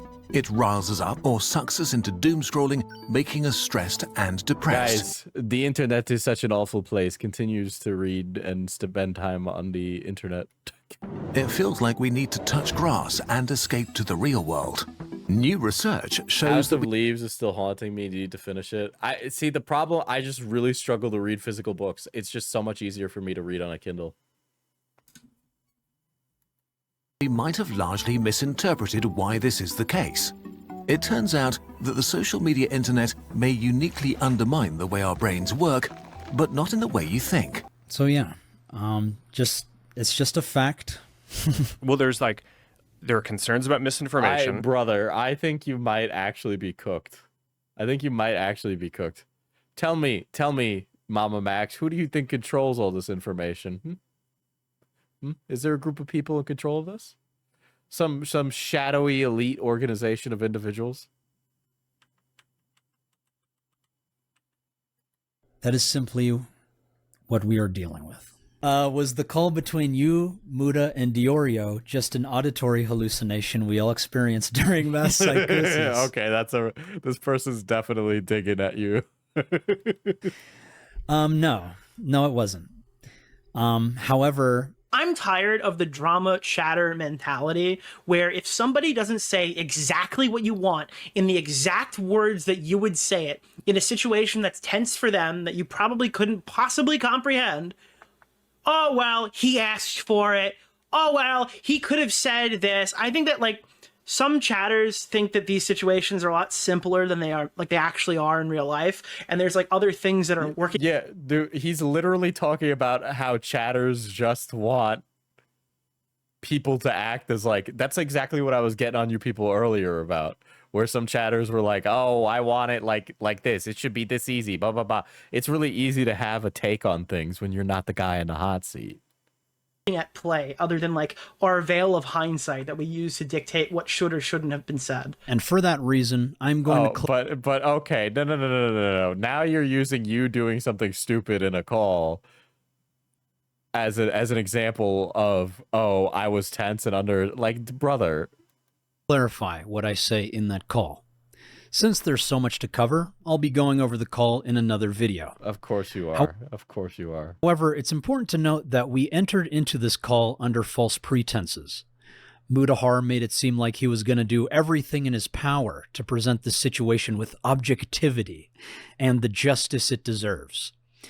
And instead, he chose to breach his NDA again, leaking the call Dude, to the whole NDA thing is like ridiculous anyway. Okay, I don't think that NDA is gonna stick with anybody. All right. 2, this is so funny. This is literally the commentary Avengers have formed together. All right, this was the peak cabal, honestly. And Martin Luther King and Mama Max. There's I remember I tweeted out Mama Max if he was black or Chinese. I'm sorry if any of the mods are still awake. Can you like Control F search that and then like resend me my Mama Max black or Chinese tweet? I know I'm asking a lot. Public without our consent and drunkenly dogpiling us with his commentary buddies, breaking multiple YouTube community guidelines. Oh, okay. Now the pedophile hunter who shoots and kills fake people on his YouTube channel is going to bring out the community guidelines. Of course you are. Of course you are. You've ran out of things to do, so you're going to Big Daddy YouTube. Got it. In the process, which caused both cyberbullying and cyberstalking against me and the survivors of Camden. The entire fetus all right. Please prove that. Has been removed. And guys, it's not that people have opinions on this drama. It's that I'm being cyberstalked.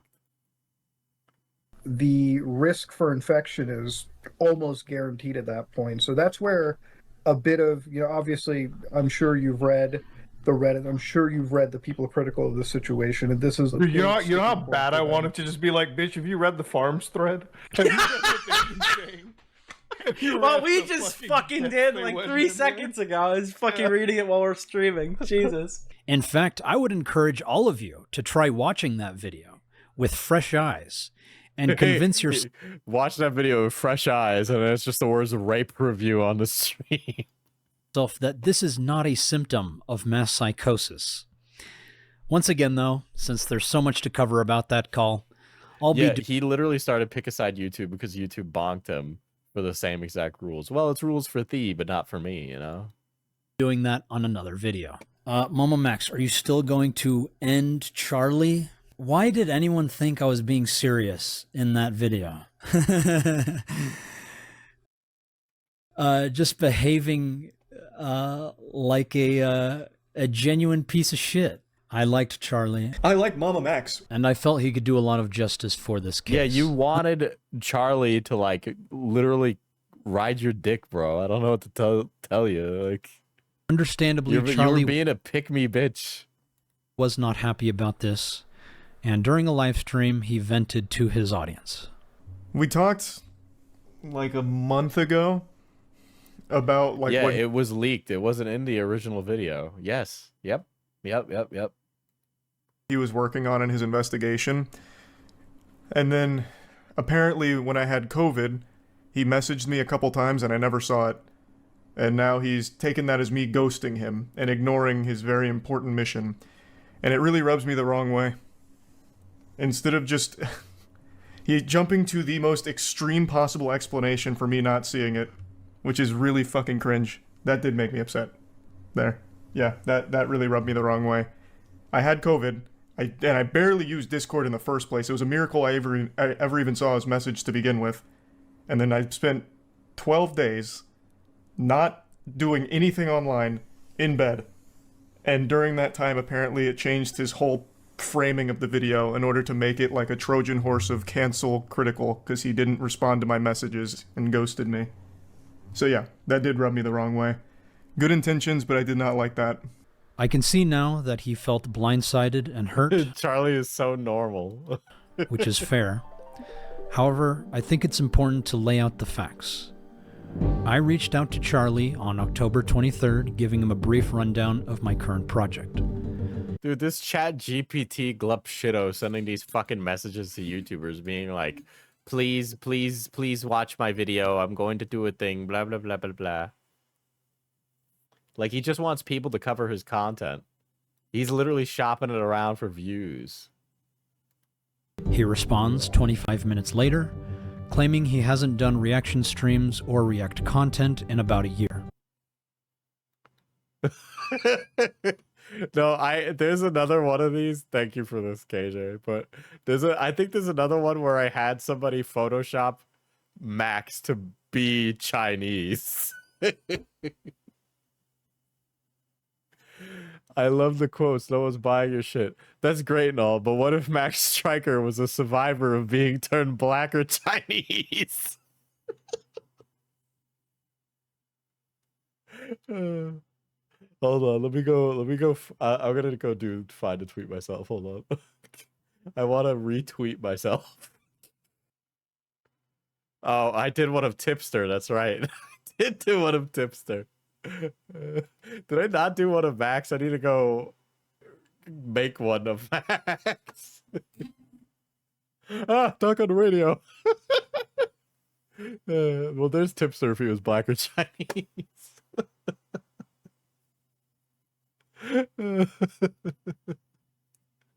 Oh my god. If you're a survivor of Camden Gerard Davis, please DM me here. That's great. What if Max Stryker is a survivor being black or Chinese? There. I needed to see it with my own eyes. Thumbs down, no Coco Melon. I'm sorry. I respond 5 minutes later that he doesn't need to react to my video. Maybe I only did one of but Tipster. I would like to invite him to our group chat with other influencers so we can establish a direct and then you wanted to put everybody under an NDA. Line of communication between everyone involved about my good influencers. Please recommend ethical influencers who should be informed so they're not blindsided. Suggest influencers who might be using their platform in a harmful way and should be taken by surprise with this video. Dude, are you kidding me? This guy, dude.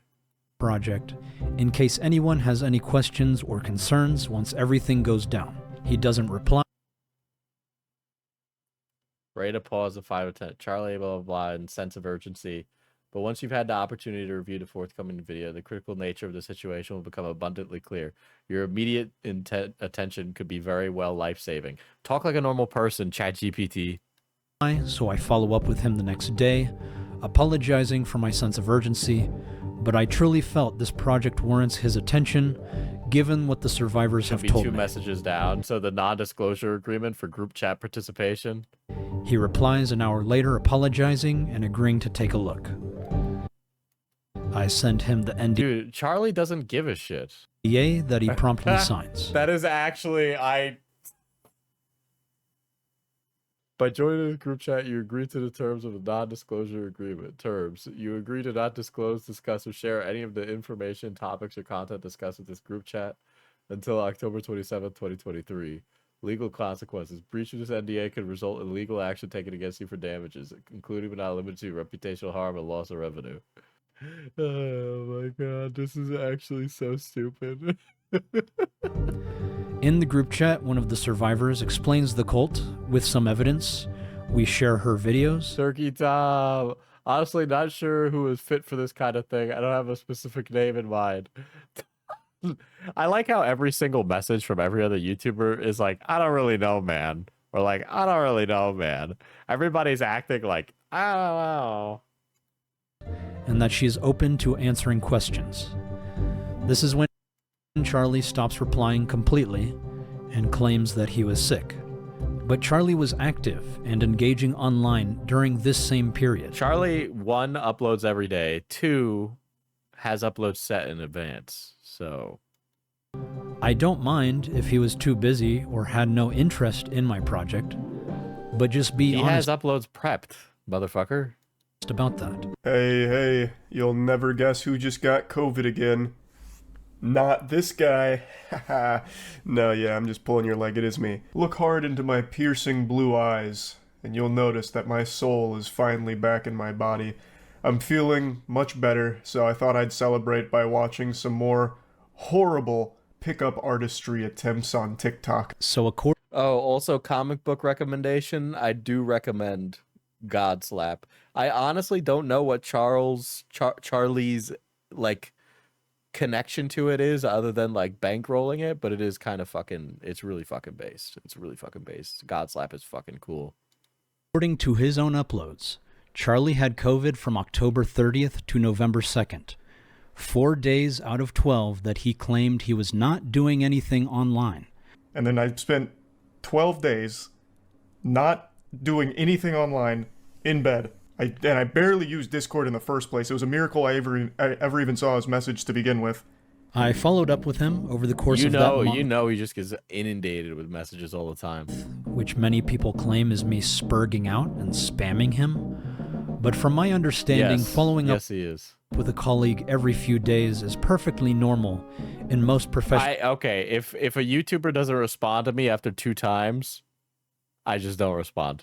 Okay, this is embarrassing. Settings, especially after they've agreed to take a look on what you've been working on. And I just wanted to keep him in the loop. This is actually really sad. This is really pathetic. This is really pathetic. Hindsight is 2020. I agree that this is a bit much. I will admit that I drafted these messages with ChatGPT, thinking it came off as professional. No, it made you come off as a crazy person. You know, the first time I read these messages when I heard about this, I thought it was just that Mamamax is like a weirdo who writes very verbosely. But now that I know it's ChatGPT, I'm actually, you're a moron. You're a fucking idiot. When in reality, it's way too robotic, long-winded, and heavy-handed. Now, I'd like to clarify that I was never spiteful or angry with Charlie, and I try to make that as apparent as possible in the video and the description. I built this video with the survivors from the ground up, because we truly had faith that Charlie would help us. After I upload the artificial drama, he finally responds and explains why he was inactive. I respond to him the next day, apologizing and asking if we can just get in a 30-minute call so I can explain myself and find a resolution that is beneficial for all parties involved. Conversation is requesting if he can his time, but he is welcome to invite anyone else. We said goodbye, and we felt good. He never joined, and then nothing. For over a year now, and he still hasn't said anything about it since then. This was never supposed to be about me or Charlie. It was supposed to be about the survivors who deserved to have their stories heard. And unfortunately, the situation ended up silencing them even further.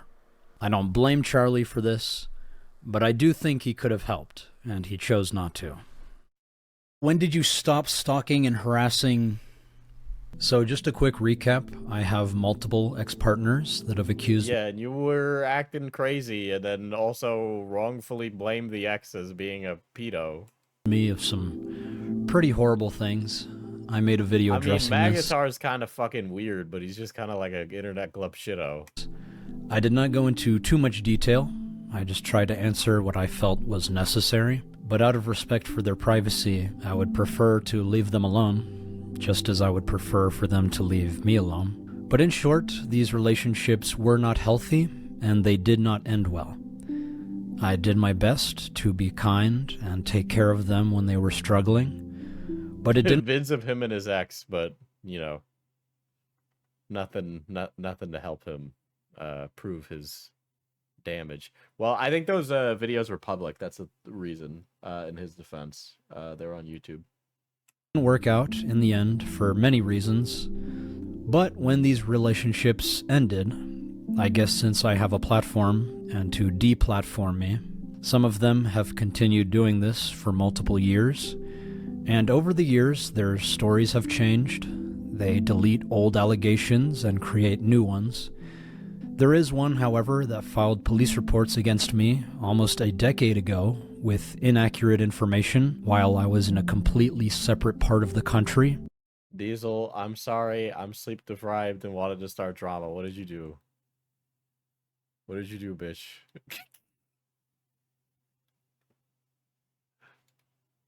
Unless you're quoting Max right now. Some of which even say there is no evidence for these reports. But I think it's a... Fauci's starting shit online. Dude, look at him. He's so real. I am starting to fall asleep. No.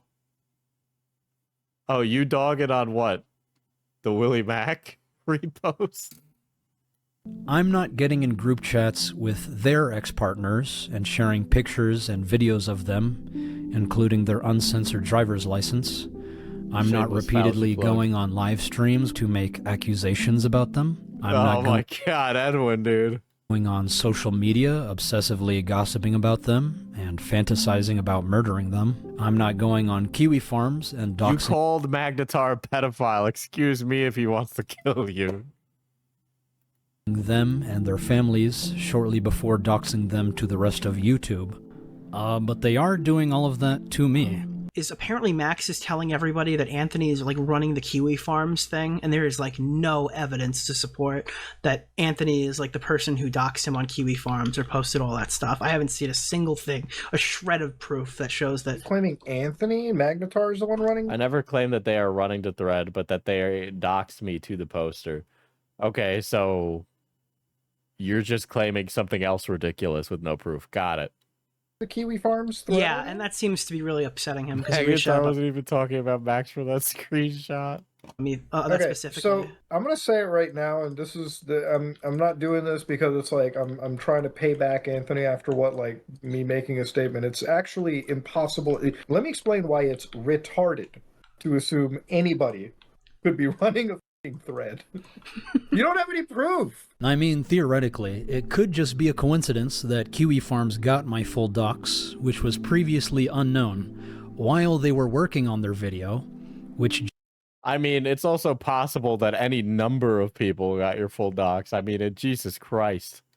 Just so happens to have a picture of me from our high school yearbook, and some of the exact same videos that appear in their video, that I didn't even know existed until they were posting them. And then when I respond just to defend myself, they claim wasn't it that he accidentally didn't blur it out or whatever or something like that? It only showed up for like a little bit.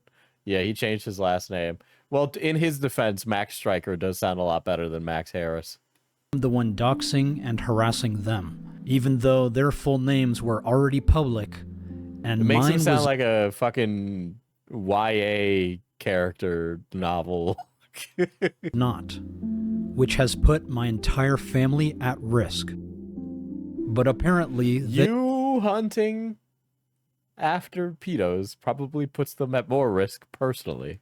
They are the innocent victims, and I am the crazy stalker, even though I would prefer to have nothing to do with them. Even the one on screen right now I have never dated. I have not even seen her since high school over 10 years ago, and she is still somehow following me and talking about me, and it is very disturbing. I have dated plenty of women that don't do this, but these few still do. So I'm not really sure what one is supposed to do at this point. If I make videos on each of them and go into excruciating detail about my side, I would be putting them at risk of harassment, which I do not want. But if I don't say anything and let them Max Striker sounds like a Total Drama Island host character. That's a really funny way to put it. Keep following me and talking about me, they're just gonna keep ruining my life, and people are gonna think I'm hiding something. So I just decided to report them to the police and document any further harassment. Do you wipe or just let it crust?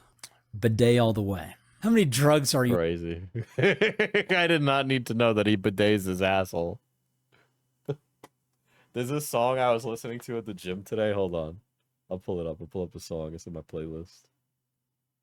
I can't play it on stream because I'll get dinged for copyright. It's called, wait, I immediately pressed play on the song. I'm stupid. There's a rapper called Eric Reprid, and he's like singing about, I don't know, he's singing about, he uses the C word, but he says C word, Chinese slur, he can say it, he's Chinese or Asian. C word slur a pussy, and then he talks about fucking femboys and hitting the bussy in the song, and I'm just like, I mean, this is a little uncouth for a rap song, but you know, I mean, I appreciate his honesty, really. What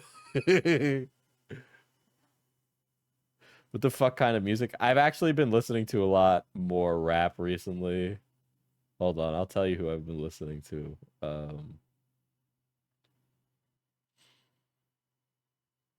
Hold on. Let's see. By the way, poor Dochi. I listened to her new album, by the way. You know the anxiety song that you people be hearing all the time on the radio? It definitely sucks. She's actually a really good rapper. It's a real shame that that's the song that she got popular for, because she's got some really good tracks that are like, I can't believe the anxiety song is what like popped off. Catfish is really good from her latest album, and Denial is a River is really good. But of course, Anxiety is the song that everybody has heard. Nissan Altima is also really good.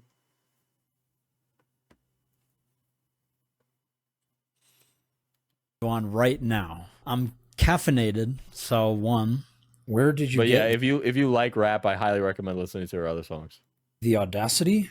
Sourceforge.net? When will you delete your channel? Probably never. Diesel, go back to the police report. Yeah, it's like crazy, right? Hold on.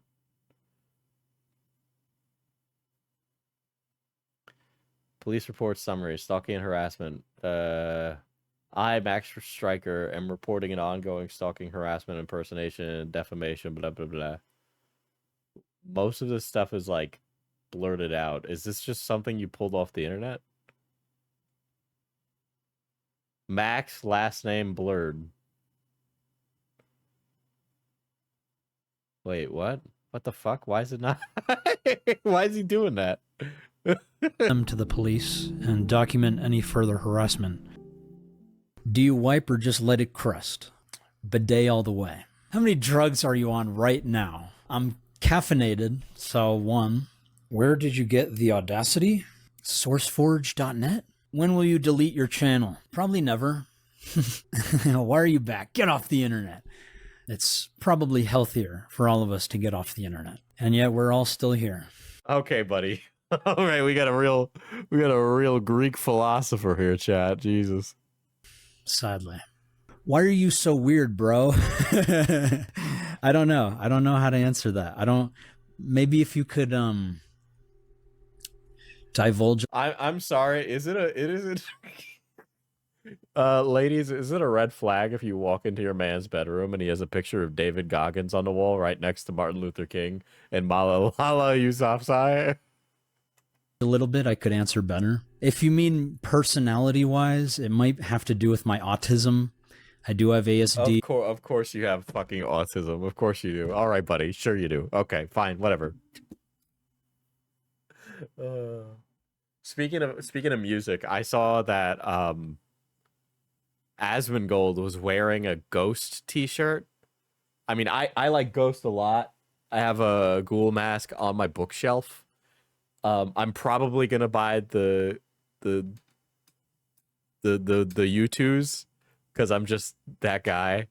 And I was just irrationally mad that I saw Asmongold wearing a Ghost t-shirt because I was just thinking there's no fucking way anything in this band is anything you would kind of support, right?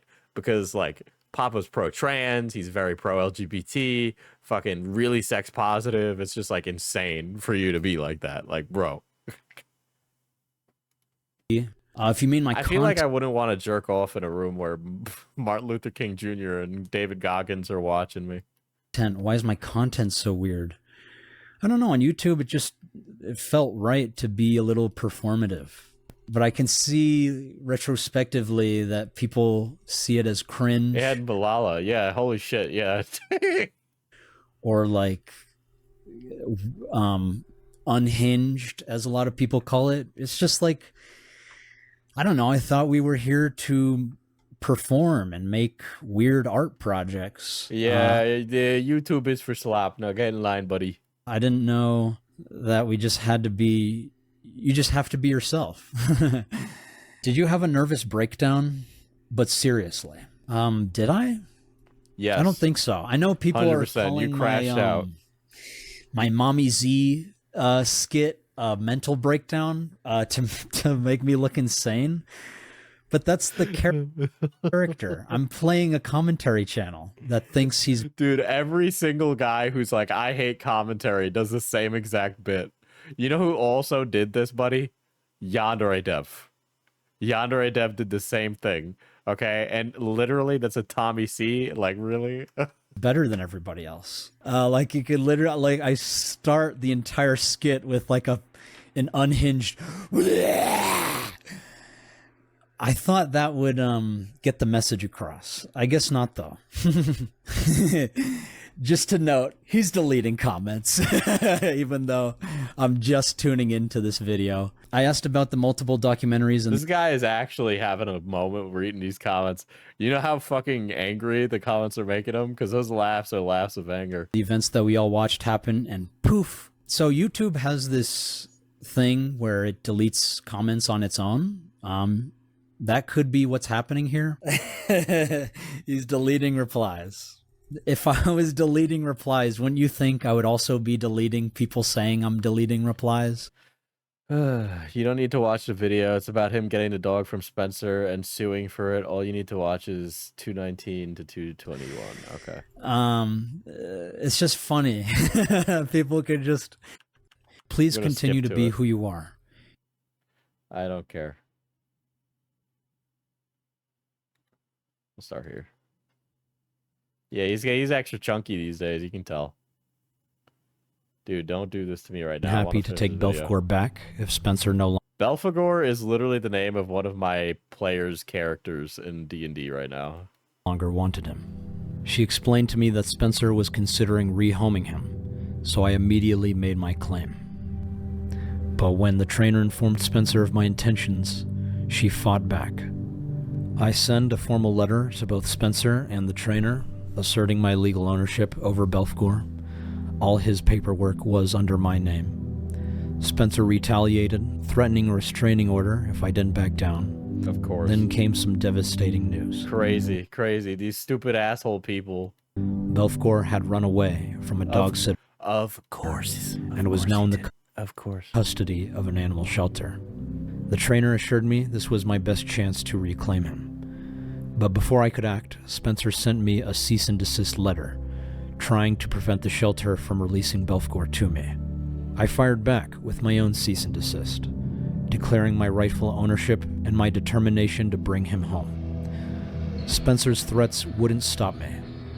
I was going to get my dog back, no matter what.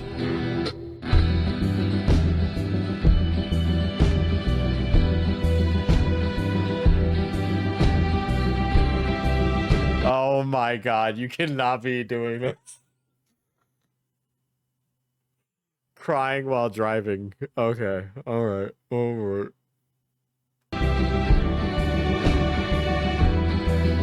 Okay. Oh boy, he's crying. You got a single tear, guys. To be honest, the dog is probably better off in Max's custody than Spencer's if I'm picking sides here. But also, crying while driving a car and recording that is definitely fucking bananas. Good for him.